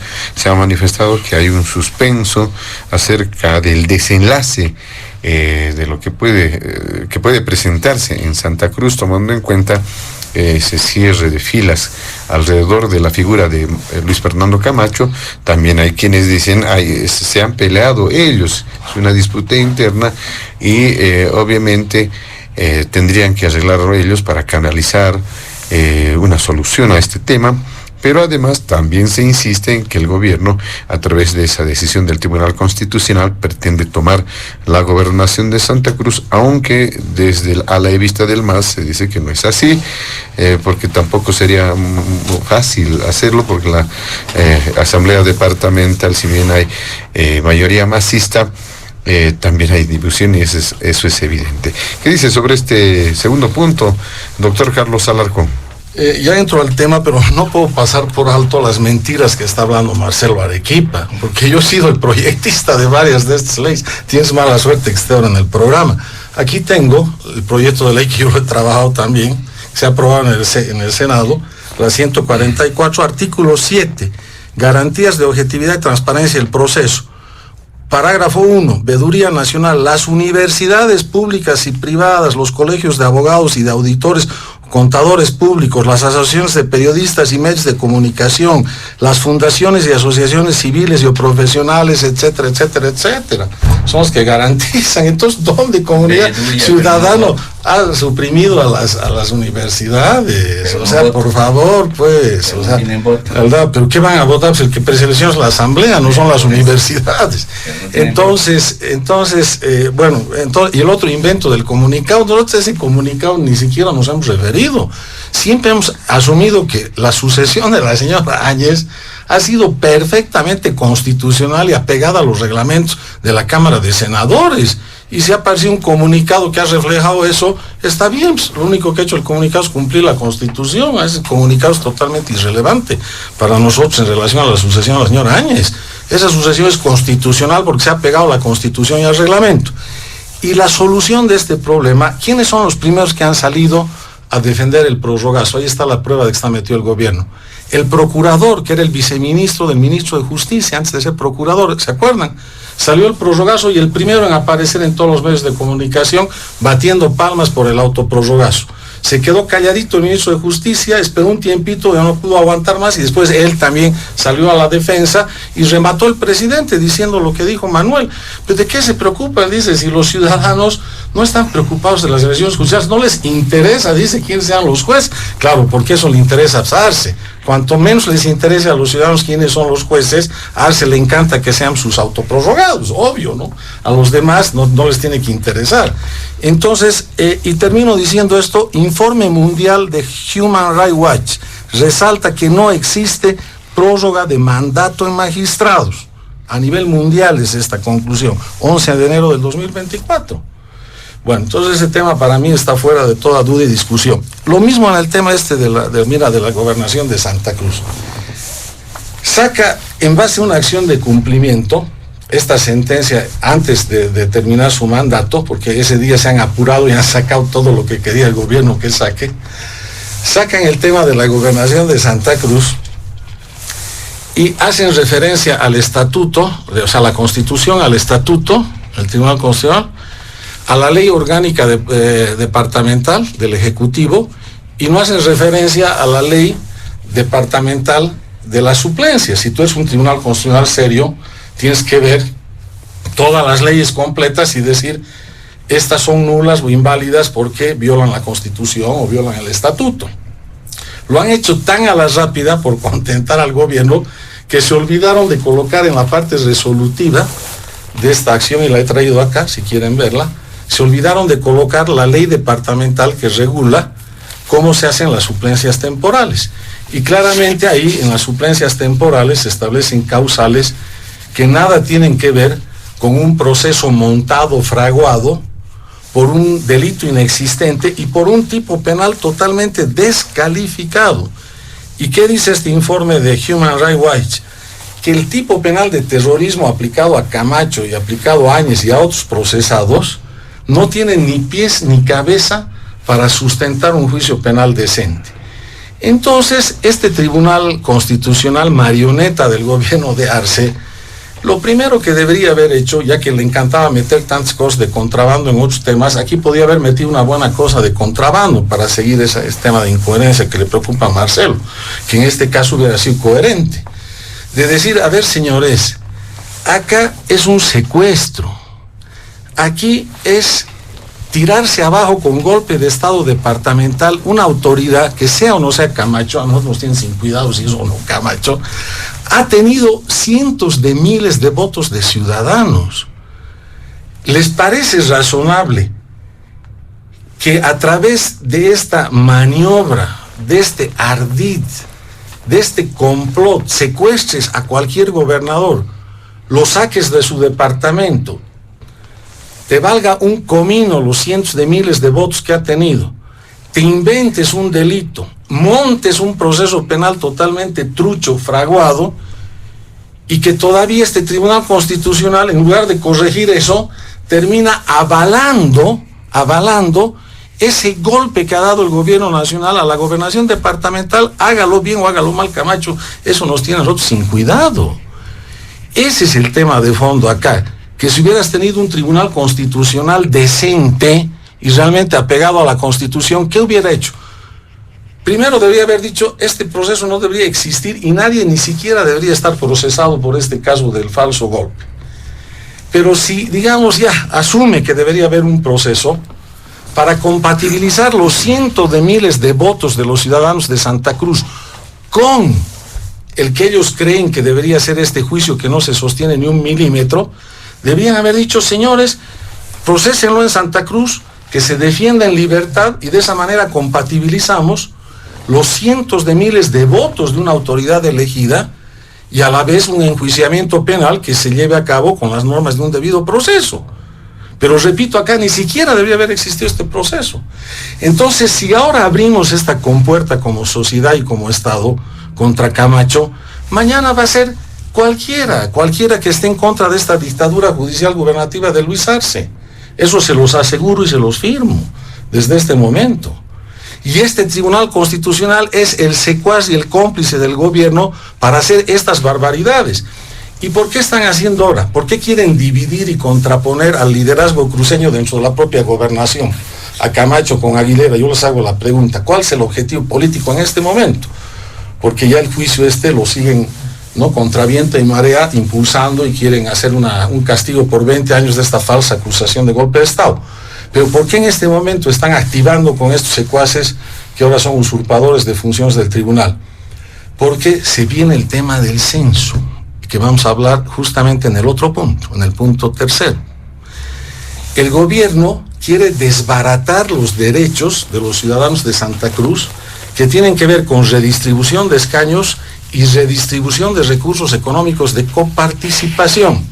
en base a la ley, que yo también he estado cuando se ha concertado en la Comisión de Constitución, la ley del censo, y sé qué dice, y al decreto que el propio gobierno ha sacado fijando la fecha del censo. Entonces el gobierno sabe que para distribuir escaños, si quiere tocar el número máximo de diputados, tiene que cambiar la Constitución. Para mover los 130 que están en la Constitución y tratar de que nadie pierda, aunque gane más los departamentos que más han crecido, tendría que cambiar la Constitución, y eso es bien complicado en un momento hasta de crisis económica que se avecina. Y dos, tiene que ya empezar en septiembre la redistribución de los recursos económicos en función también a la cantidad de población que ha crecido y otros criterios de, digamos, de equidad y de justicia social para los departamentos que menos han crecido en población, porque tampoco se los puede desatender. Pero esos dos desafíos son tan grandes, y como eso te está llevando, en el tercer punto lo vamos a ver, al camino de desnaturalizar y sesgar la transparencia del censo, que lo vamos a ver después, en la recopilación de datos, en el procesamiento y sistematización de datos, en la difusión y publicación. Entonces el gobierno quiere desbaratar los derechos de los ciudadanos del departamento de Santa Cruz, y para eso necesita esta dirigencia de la gobernación y del departamento dividida, confrontada, polarizada, peleada. Y estos secuaces del Tribunal Constitucional por eso han sacado ese fallo. ¿Ustedes creen que han sacado ese fallo porque les interese preservar la institucionalidad de la gobernación cruceña y que preste servicios públicos excelentes a la población de Santa Cruz? ¡Pamplinas! Lo han hecho porque son el instrumento de desbaratamiento de derechos y de represión de este gobierno dictatorial, con dictadura judicial. Eso lo tenemos que decir así de claro al país. Y por eso aparecen estas sentencias, ¿no?, de último momento, cuando están a pocos días de irse a su casa, y si eso lo han hecho cuando no eran prorrogados, ahora son de facto, imagínense lo que van a hacer. Realmente estamos fregados si se mantiene la prórroga, porque van a hacer y deshacer lo que le venga en gana a Luis Arce en materia electoral, en materia constitucional y en materia de debido proceso penal. Muchas gracias, doctor Carlos Alarcón. ¿Qué dice en este segundo punto, don Manuel Morales? Sí, estaba revisando una serie de noticias y que el CONADE se ha pronunciado permanentemente sobre el tema de Camacho, ¿no? Luis Fernando Camacho. Y creo que es bien importante que la opinión pública y sobre todo la gente de Santa Cruz y los seguidores de Luis Fernando Camacho no tengan la mínima duda de la posición que hemos asumido como CONADE de defensa de los derechos del gobernador, a partir sobre todo de la situación de secuestro, traslado al penal de Chonchocoro. Nos hemos pronunciado de manera reiterada, está ahí en los medios de prensa, y también hemos abogado por él y por sus derechos frente a la CIDH y a otras instancias donde nos ha tocado pronunciarnos. Entonces ese tema no debe quedar bajo la sombra de ningún tipo de duda. Ahora, lo que nosotros somos conscientes es que existe una crisis en el ámbito político cruceño, eso es evidente, ¿no? Y el hecho de que se haya fragmentado la bancada de Creemos es una realidad objetiva. Pero sobre esa división que hay en el mundo político cruceño, esta sentencia, por supuesto que viene a ahondar las contradicciones, y más cuando se conoce esta cultura política cruceña contemporánea, donde el uso exagerado de la palabrita traidor y cobarde es una moneda de cambio diario, ¿no? O sea, allá lo más recurrente es traidor, no ha hecho esto, es traidor, ¿no? Entonces creo que el MAS ha hecho un estudio psicológico, demográfico, sociológico de la sociedad cruceña, y por eso es que esta sentencia, en vez de solucionar los problemas, va y los profundiza. Por eso nuestro pronunciamiento ha sido de que al interior de Creemos y entre la instancia de la Asamblea Legislativa Departamental, el vicegobernador, debería haber un diálogo, ¿no? Y que ellos deberían tener la capacidad de superar estas dificultades que ha habido y lograr un entendimiento. Bueno, hasta ahí nosotros llegamos con nuestro pronunciamiento. Por supuesto que sabemos que esta es un arma política, es una sentencia que ya nos muestra lo que va a suceder, ¿no? Muchas veces yo he comentado reiteradamente que las dictaduras antes eran con tanques, bayonetas en la calle, ¿no? Ahora lo que se pretende es gobernar desde el Tribunal Constitucional, precisamente con lo que Marcelo decía, sentencias de cumplimiento obligatorio, no vinculantes, y esa es la dictadura perfecta, ¿no? Donde lo que se emana se acata y listo, no hay forma ahí de pensarlo, de discutirlo, de debatirlo, ¿no? En ese contexto, entonces, nosotros reiteramos nuestra solidaridad con el gobernador y solicitamos que se resuelva, que tengan la capacidad de por sí mismos también resolver este problema dentro del diálogo y pensando también que está en juego un liderazgo cruceño, ¿no? Nosotros como CONADE hemos estado alentando el tema de la unidad de las distintas fuerzas y para nosotros el liderazgo cruceño es fundamental en un proyecto futuro alternativo al MAS, ¿no? O sea, no podemos ser ingenuos y pensar que sin la presencia no es el voto cruceño, sin la presencia de un liderazgo idóneo, regional, que defienda sus derechos, no se va a poder construir un nuevo país, ¿no? Y una renovación del mundo político. Pero esta situación, por supuesto, que pone en riesgo esa situación, y eso también hay que advertirlo, ¿no? A la gente de Creemos, a la gente de Santa Cruz, que la no solución de estas contradicciones puede también postergar y marginar la posibilidad de que en el futuro se pueda construir espacios de unidad donde estemos todos, porque hay sectores que entre ellos mismos se están neutralizando, y cuando tú tienes actores que se pelean, ¿cómo los invitas a una mesa de unidad, de diálogo, cuando lo primero que intentan ellos resolver son sus contradicciones, cuando en realidad eso debería ser lo último que debería verse? En ese contexto, entonces, como CONADE solicitamos nuevamente que se pongan de acuerdo, solucionen este problema y que lo superen para beneficio de la sociedad boliviana. Y respecto a lo que dijo Marcelo, ¿no? En la anterior intervención, ha habido una declaración constitucional o una carta del Tribunal Constitucional cuando Áñez se asumió, pero eso ha sido irrelevante, ¿no? En términos políticos, porque el acuerdo y la pacificación se hizo con la gente del MAS. Eva Copa, Sergio Choque, representantes del movimiento al socialismo, fueron parte de esta negociación para pacificar al país. El gobierno constitucional transitorio no fue la imposición de una fuerza vigente en el conflicto del 2019, sino fue parte de un acuerdo con mediación de la Iglesia y otras instituciones. Lo que luego ya Áñez hizo ya es otra discusión. Y precisamente aprovechando el espacio, ya esta semana va a salir el libro, ¿no? La madre de todas las batallas, donde precisamente toco estos temas y otros. Y bueno, va a ser un gusto también poderlo compartir con todos ustedes. Gracias. Muy bien, muchas gracias, don Manuel Morales. En este segundo punto también tenemos los criterios de Marcelo Arequipa. ¿Qué elementos resaltar? Adelante. Sí, solamente una nota al pie del proyecto 144 del diputado Alarcón. Se hablaba de elección de candidatos en la Asamblea Legislativa por planchas, no de manera individual. Y eso fue fuertemente criticado, porque las planchas nos devuelven al cuoteo, a la acción de los 90s. O sea, creo que estas cosas también son importantes de resaltar, porque eso forma parte a través del juego democrático, de acercarse y de respetar pues lo que está instituido en el país, ¿no?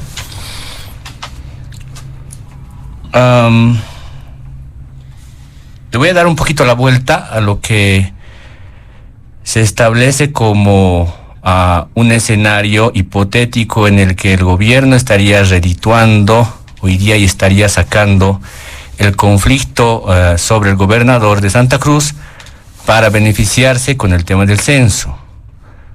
Siempre se dice todo problema es una oportunidad también.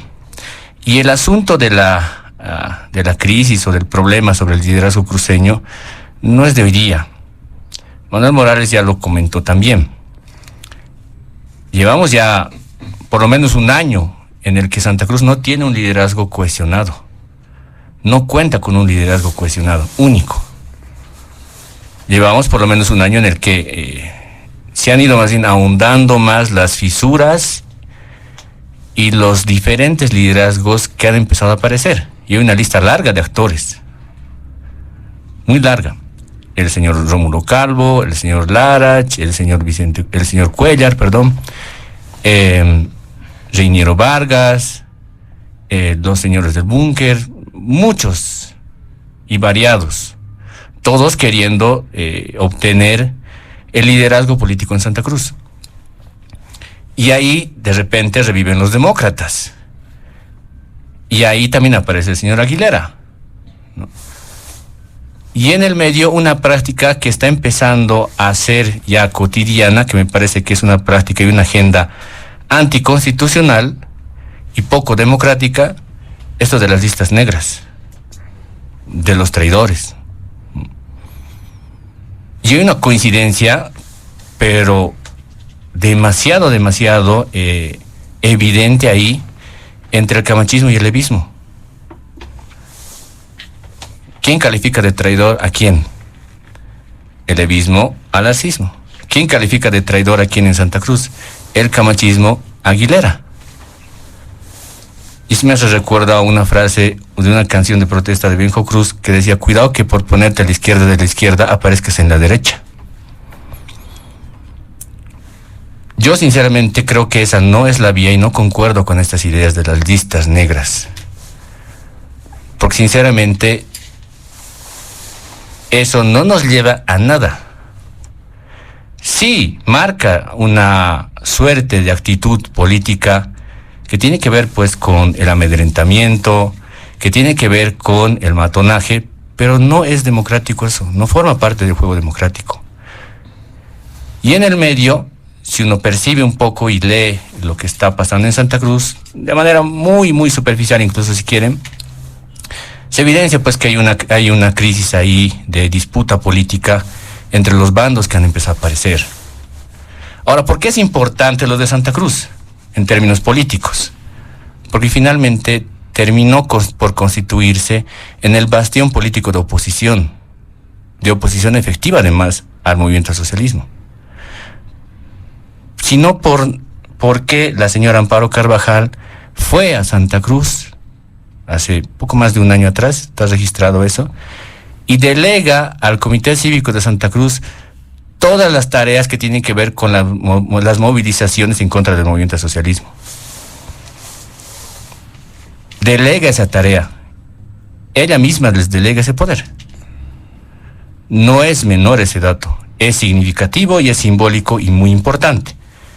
Termina siendo, pues, en la lectura, otra vez, Santa Cruz como el bastión político de oposición. Y mientras eso no se reconduzca, es decir, mientras eso no se estructure en función a un liderazgo, vamos a seguir teniendo esos problemas de falta de líder identificado dentro de la oposición que sea aquel capaz que sirva para cohesionar. Y vamos a seguir teniendo más bien estas lecturas que tienen que ver dentro del discurso de nos oponemos por oponernos al movimiento al socialismo, o estoy bien en las encuestas y entonces todos deberían sumarse a mí, todos en torno a una sola persona. Y la política no es eso, la política es hacer trabajo también territorial, obviamente, la política es cohesionar y estructurar y construir en realidad hegemonía, construir hegemonía, no imponer una hegemonía, sino construir y tejer hegemonía.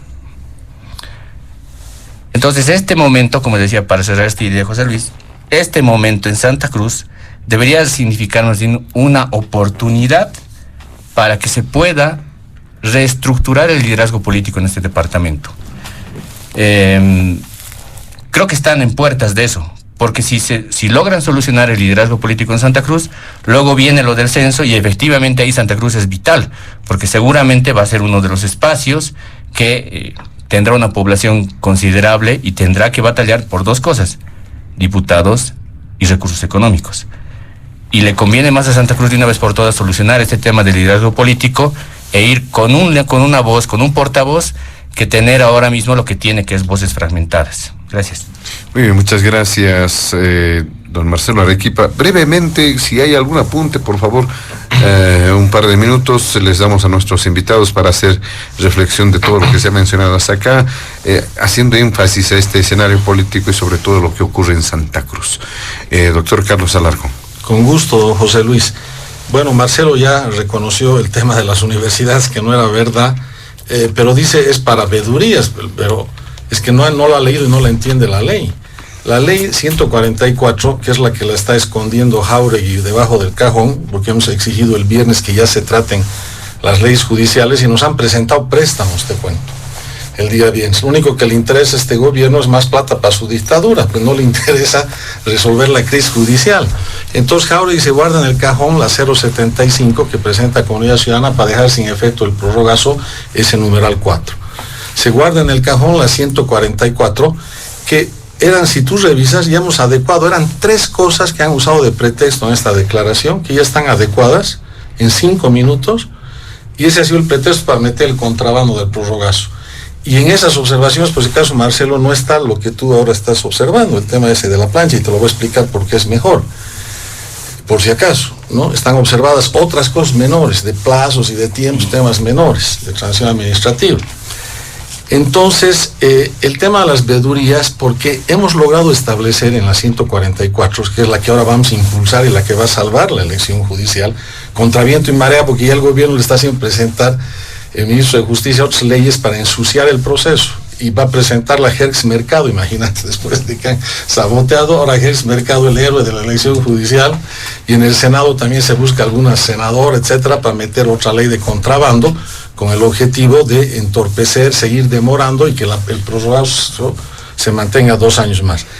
Entonces, las vedurías, porque se ha establecido en la 144 un sistema de calificación de méritos en 3 ejes o componentes totalmente objetivo.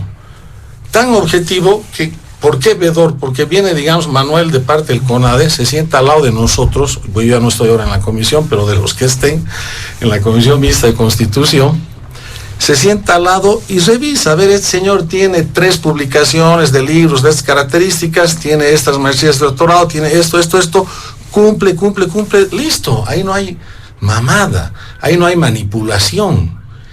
Y por eso en esa lógica, el que tiene que decidir el mejor juez en esa elección es el soberano, pues, porque lo que hemos hecho en las 2 elecciones anteriores lo hemos mamado al soberano. Ha elegido Evo Morales y le ha hecho ratificar la elección de Evo Morales al soberano, por eso ha ganado el voto nulo y blanco. Entonces ahora queremos que realmente el soberano sea el que decida, para bien o para mal, cuál es el que cree que es el mejor juez. Y sobre esa base de calificación de méritos, ¿por qué se estableció el sistema de planchas? Porque eso te impide la manipulación que les encanta hacer, lo que dice Marcelo, a los políticos en la Asamblea. ¿Por qué les molesta la plancha? Porque es un concepto, la no plancha conservador, porque quieren manipular con transacción de votos en la comisión y en el pleno, para que entren al cargo sus amigos, aquellos que les quieren pagar con facturas sus fallos, aquellos que por interés político quieres que estén en el voto popular, aunque no sean los que tengan mejores méritos. Eso es lo que les encantaba hacer y les encanta, pues, a los políticos en la Asamblea. Entonces hemos dicho, cortamos eso de raíz en la 144. Los veedores que van a ver datos objetivos de la mano con los que estén calificando y van a establecer para cada órgano esas nóminas van a fardo cerrado, se vota por los 2/3 y es el soberano el que agarra y el que decide ahí. Dentro de eso que tú llamas plancha y que lo ves como un demérito, es un gran mérito del sistema, porque anula la manipulación política individual y corporativa de cada partido, porque a veces hay la manipulación del voto hasta por intereses particulares. Un diputado o senador que quiere meter a su amigo de juez, o que quiere meter a alguien que le debe un favor, ya ni qué decir de los intereses de los partidos políticos, que quieren coparse, repartirse el órgano judicial. Y esta ley 144, que es la que puede ahora salvar la elección, ¿qué creen que está haciendo el viernes el gobierno? No ha querido meterla a tratamiento, se la esconde. Jáuregui, esa es la pelea. Por eso el viernes no hemos aprobado el viernes ninguna otra punto del orden del día, porque la crisis que está viviendo la democracia en el país exige el tratamiento inmediato de eso. Ahora, con el tema de la gobernación de Santa Cruz, fíjate, dice Human Rights Watch que no halló pruebas contra Camacho por terrorismo y que la acusación contra Áñez es infundada. Se refiere a la acusación por terrorismo, no se refiere al tema acá de Sacabi Sencate, por si acaso. Entonces, este tema de este fallo, que obviamente va al plan orquestado también acá por el gobierno, por esta mano negra del gobierno que está en todo, no es que solamente se ha contentado con el autoprorrogazo para su dictadura judicial gobernativa, obviamente que el gobierno quiere tener pues liderazgos locales dóciles.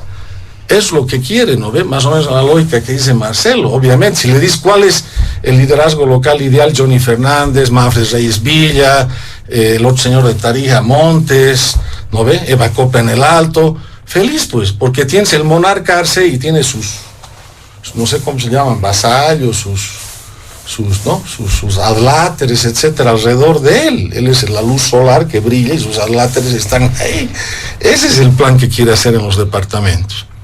Ese es el plan de la dictadura judicial gubernativa. Entonces el gobierno no quiere una verdadera oposición, no quiere una verdadera oposición, y la forma de lograr una no verdadera oposición es lo que dice Manuel. Tiene que dividir, tiene que confrontar, tiene que separar, no solamente en Santa Cruz, principalmente en Santa Cruz, porque ese es el bastión de voto, entre otras ciudades del eje más importante. Y previendo, que ya vamos a ver en el otro punto, justamente el sabotaje que quiere hacer el gobierno en la realización del censo para burlar los derechos del departamento de Santa Cruz, que eso lo vamos a ver ahora en el punto 3. Perfecto, gracias, doctor Alarcón. Don Manuel Morales, algunos apuntes sobre el segundo punto, un par de minutos, si tiene alguna consideración. Sí, no, yo quisiera más bien concentrarnos en el tema del censo, ¿no? Entonces yo quisiera más bien dejar mi espacio para más bien morder un poquito más sobre el tema del censo. Muy bien. Finalmente, don Marcelo Arequipa, ¿algún apunte en este segundo punto para cerrar el mismo? Sí, a ver, hablaba del asunto de la fragmentación en la oposición y la falta de liderazgos, especialmente el de Santa Cruz. Pero esto no pasa solamente en Santa Cruz. En La Paz, el día viernes, una declaración del diputado Pablo Arizaga, de Comunidad Ciudadana. Y como estamos aquí con Carlos Alarcón, nos dirá si es disidente, no es disidente, si es cercano o no es cercano. Manifiesta la idea, este diputado, de que no apoya el juicio de corte a los magistrados y de que debe seguir un proceso penal. No apoya la iniciativa de Creemos. Creemos, más bien va por la idea de juicio de corte. Y en cambio, al parecer, la figura de Comunidad Ciudadana es ir más bien por el proceso ordinario. Entonces, ni siquiera en las acciones legales que se deben seguir sobre los magistrados, se supone que tienen que ser cohesionadas y tienen que ser estructuradas y tienen que ir por una sola línea. Pero es que ni siquiera en eso la oposición política es capaz de negociar, sentarse y tomar una definición. Juicio de corte a juicio ordinario. Lo estoy mostrando, ojo, con un dato concreto y una declaración textual de un diputado. Por eso decía, el tema, el asunto de la resolución, de la respuesta sobre qué va a pasar con los liderazgos políticos de oposición, creo que es urgente y es importante. Más allá de que uno sea más o menos tibio, cercano, más lejano, pero forman parte del cuadrante de la oposición política y eso también se tiene que analizar, creo. Gracias. Muy bien, muchas gracias, Marcelo Arequipa. Nos vamos rápidamente al último punto de diálogo en Panamericana, que tiene que ver con el trabajo que se está desarrollando para llevar adelante el censo de población y vivienda en el mes de marzo. Hay tareas cumplidas y tareas pendientes, hubo algunas observaciones y algunas consideraciones también. Por favor, 6 minutos por participación, a lo sumo, por favor. Estoy obligado a contestarle a Marcelo. En el marco de su tiempo, si tiene, utilizamos su tiempo. Nuevamente, como Marcelo es abogado, se confunde y a través de su confusión genera mentiras. Pablo Arizaga es un representante destacado de Comunidad Ciudadana en Chuquisaca y está diciendo que la usurpación de funciones a partir del día 3 de enero es un juicio ordinario. son particulares que están tomando por asalto. Inclusive hay juristas que creen que como es un delito fragante, hasta cualquier ciudadano los puede arrestar en la vía pública. Hay juristas que piensan eso. ¿Cómo les vas a dar para eso un juicio de responsabilidad? Ahora, con la declaración constitucional es otra cosa. Ya la declaración, no, has dicho Pablo Arizaga. Ahora, con la declaración constitucional, es juicio de responsabilidades, porque ellos han dictado una declaración en función de su ejercicio de magistrados cuando no vencieron todavía sus funciones.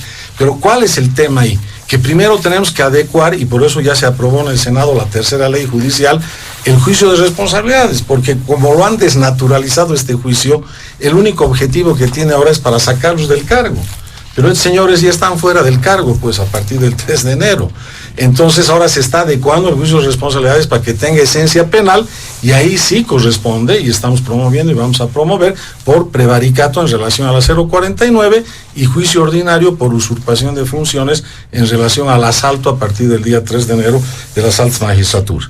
Yendo al tema del censo, fíjate, la ley es clarísima, dice que en base a los datos del censo, el órgano ejecutivo debe efectuar la nueva distribución de recursos de coparticipación tributaria a partir del mes de septiembre del 2024, y que además para estas elecciones generales tiene que remitirle estos datos al Tribunal Supremo Electoral para que elabore este tribunal el proyecto de redistribución de escaños. Y el decreto que reglamenta esta ley te dice que el censo se tiene que hacer el 23 de marzo del 2024. Para mí los temas claves del censo son los siguientes: la transparencia y la autenticidad de los resultados del censo. Eso quiere decir transparencia en la recolección de datos, transparencia en el procesamiento y sistematización de datos, transparencia en la difusión y publicación de datos, y transparencia y oportunidad en la ejecución de los datos oficiales, sean preliminares o sean definitivos. Acá resulta que viene el director del INE y te dice que primero estaban en 52% de los que van a censar, ¿no?, de reclutados. Y después en pocos días han subido, acá está el dato, creo que ya dice que están en el 74.1%, ¿no? Pero te dice que también los que van a censar son los funcionarios públicos. O sea, imagínate qué garantía de transparencia va a haber con funcionarios públicos de alcaldías que coquetean con el gobierno, o ya ni qué decir del nivel central del gobierno, para que ese sea un censo transparente. Te mandan un funcionario público, te hacen creer que han firmado una boleta y después te van a sacar, como el fraude electoral, otra boleta diciendo lo que les da la gana en los datos, y con eso van a burlar y escamotear los derechos que emergen del censo en el ámbito de los escaños, en el ámbito político electoral y en el ámbito de coparticipación económica en relación a departamentos que por su dato demográfico merecen tener una mejoría en esos aspectos, sin que eso signifique descuidar a los otros departamentos por razones de equidad, por razones de ecuanimidad, etcétera, que hay mecanismos para que se vea un sistema donde no todos pierdan, ¿no?, pero algunos ganen probablemente más que otros, porque eso es lo que va a imponer la realidad de los resultados del censo. A mí me preocupa mucho esto. Yo creo que está haciendo aguas la transparencia. El peor error es que los funcionarios públicos sean nacionales o subnacionales a cargo de la recolección de estos datos, y el tema de la redistribución de escaños este año y de la coparticipación económica, esa se puede volver una bomba de tiempo si es que este gobierno sigue con esos inputs y afanes dictatoriales, judiciales, para que todo el mundo esté bajo sus pies. Bien, muchas gracias, doctor Alarcón. Don Manuel Morales, este tema del censo, el último punto, sí, adelante. Sí, a nosotros nos interesa el tema del censo desde la otra óptica, ¿no? A ver, el artículo 146 de la Constitución dice: la distribución del total de los escaños entre los departamentos se determinará por el órgano electoral en base a los datos del censo. Y luego aditamenta dos criterios, ¿no? Que las circunscripciones uninominales tienen que ser con afinidad geográfica, continuidad territorial, y las circunscripciones especiales indígenas, originarias, campesinas, se regirán por el principio de densidad poblacional en cada departamento. Bueno, la ciudadanía ya conoce, y creo que aquí también somos personas que conocemos este tema, pero aquí vienen algunas preocupaciones, ¿no?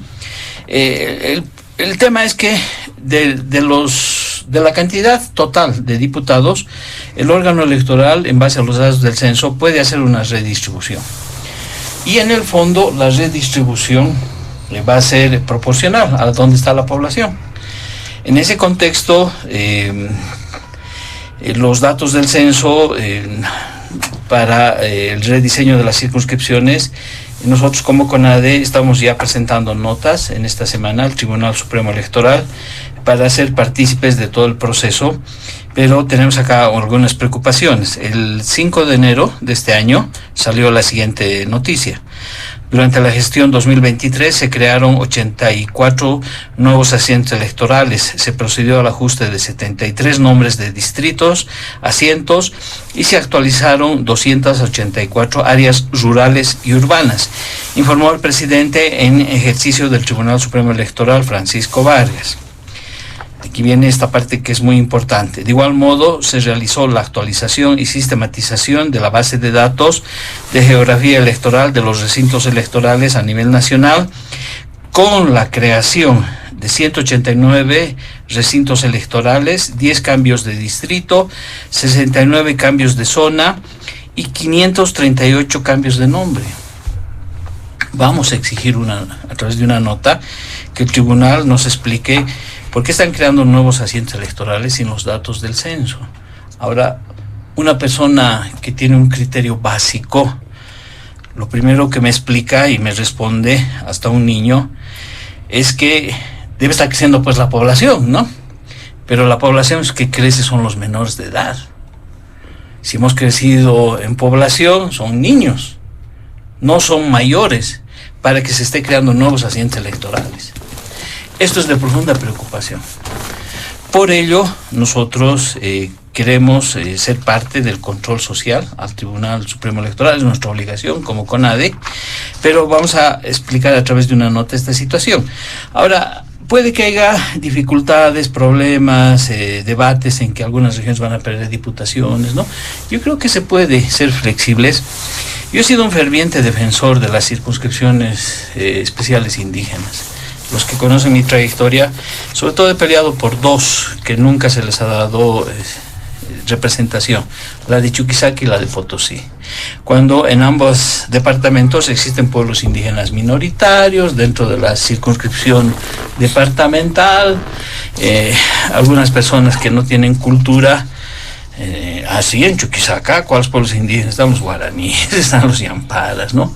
Etcétera, etcétera.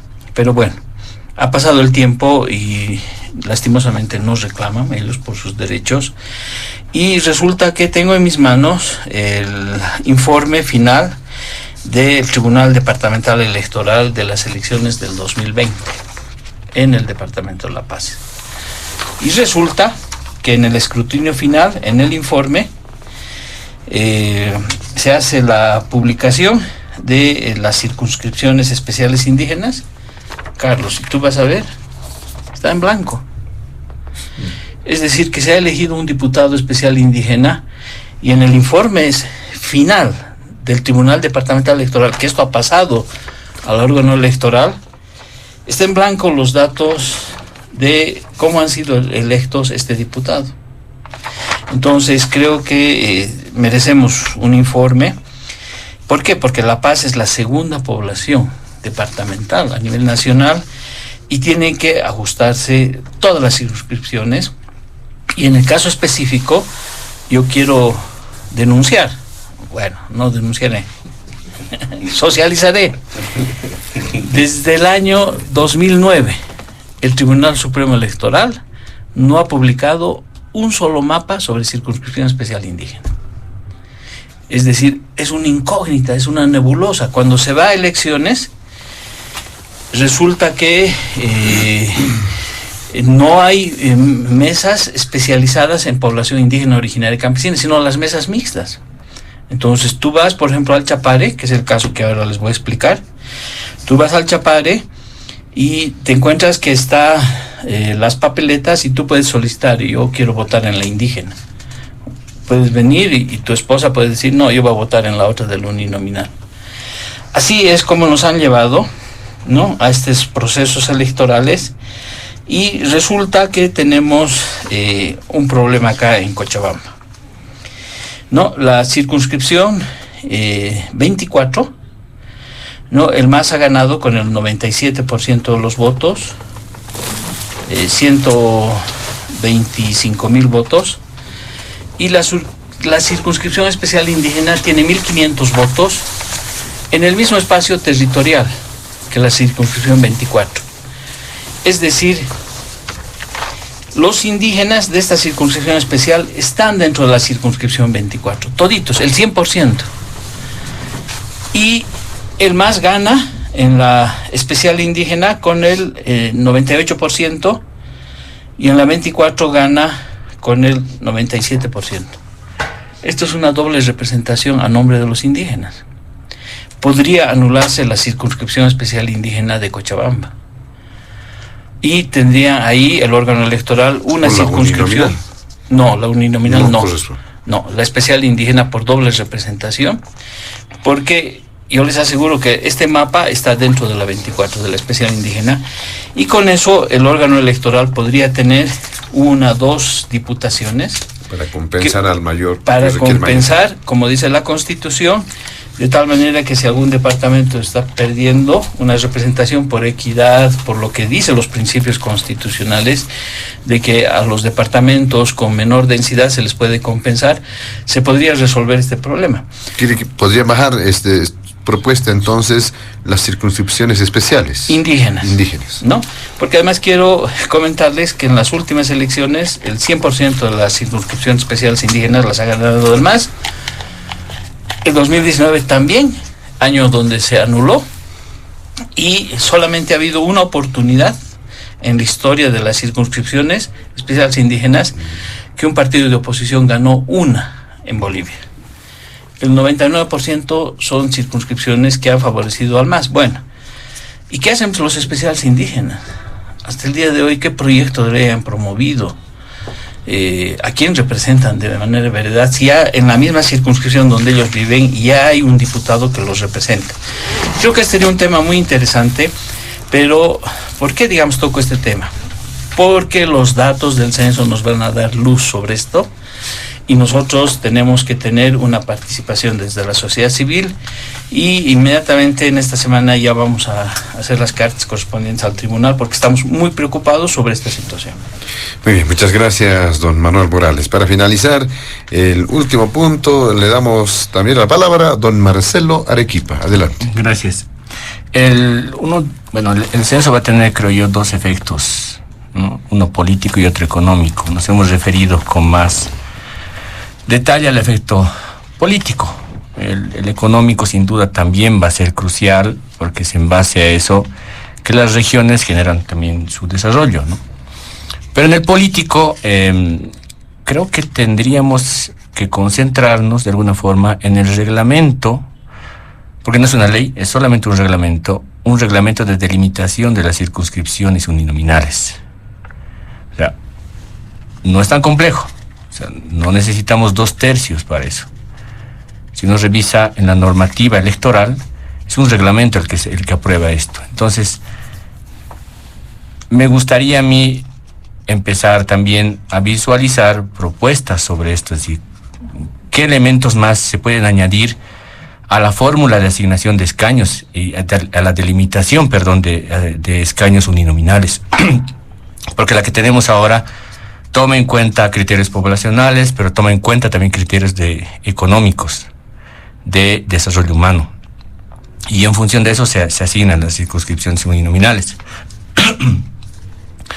Entonces este es un tema importante, que involucra ciertamente, digamos, organizaciones de la sociedad civil, como el CONADE, por ejemplo, ¿no?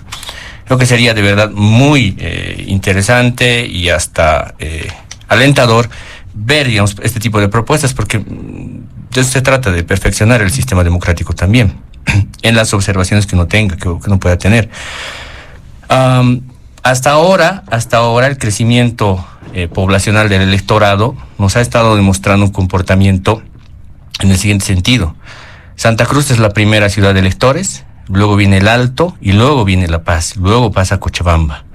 La Paz ha sido relegada como ciudad en cantidad de electores desde hace por lo menos unos 2 o 3 procesos electorales anteriores. Uno se puede revisar eso en los datos del padrón, ¿no? Que ese también es un dato, un tema importante. Ahora, ¿cuántos electores se van incluyendo al padrón electoral?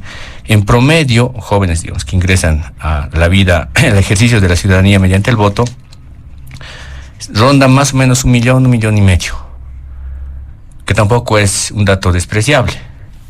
Es un dato igual, creo, muy importante, porque son jóvenes que sobre todo están asentados en las ciudades, ¿no? Entonces, los efectos políticos que va a generar, el censo, van a ser, creo yo, trascendentales, porque vamos a vivir una elección del bicentenario, el 2025, en el país, que va a marcar seguramente un antes y un después en la política también, que va a marcar, a mi juicio, un fin de una transición de un ciclo político que se está viviendo en el país. ¿Y qué nuevo ciclo político vamos a inaugurar? ¿En qué condiciones? ¿Con qué reglas? Creo que eso es importante también de tomar en cuenta y de ir sumando en realidad ideas y de esfuerzos para que se lleve adelante un censo transparente, con comunicación, con información adecuada, porque finalmente de eso vamos a vivir en términos económicos y a partir de eso, vamos a tomar decisiones también políticas con el tema de las diputaciones. Gracias. Muy bien, de esta manera, amigos de todo el país, llegamos a la finalización de Diálogo en Panamericana. Agradecemos a nuestros invitados especiales de este fin de semana, al diputado de Comunidad Ciudadana, al doctor Carlos Alarcón, también a don Manuel Morales como representante del CONADE, y finalmente a Marcelo Arequipa, politólogo. Ellos han estado acompañando este panel de diálogo este fin de semana. A nombre de la dirección de Panamericana, la planta ejecutiva y quien les habla, José Luis Flores, el compromiso de que el programa retorna el siguiente fin de semana. Permiso.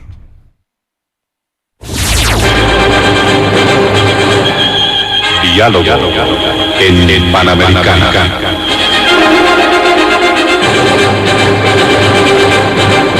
La radio agradece por la atención prestada al programa de hoy. Les invitamos a la próxima entrega del Departamento Periodístico de Panamericana, cuando anunciemos.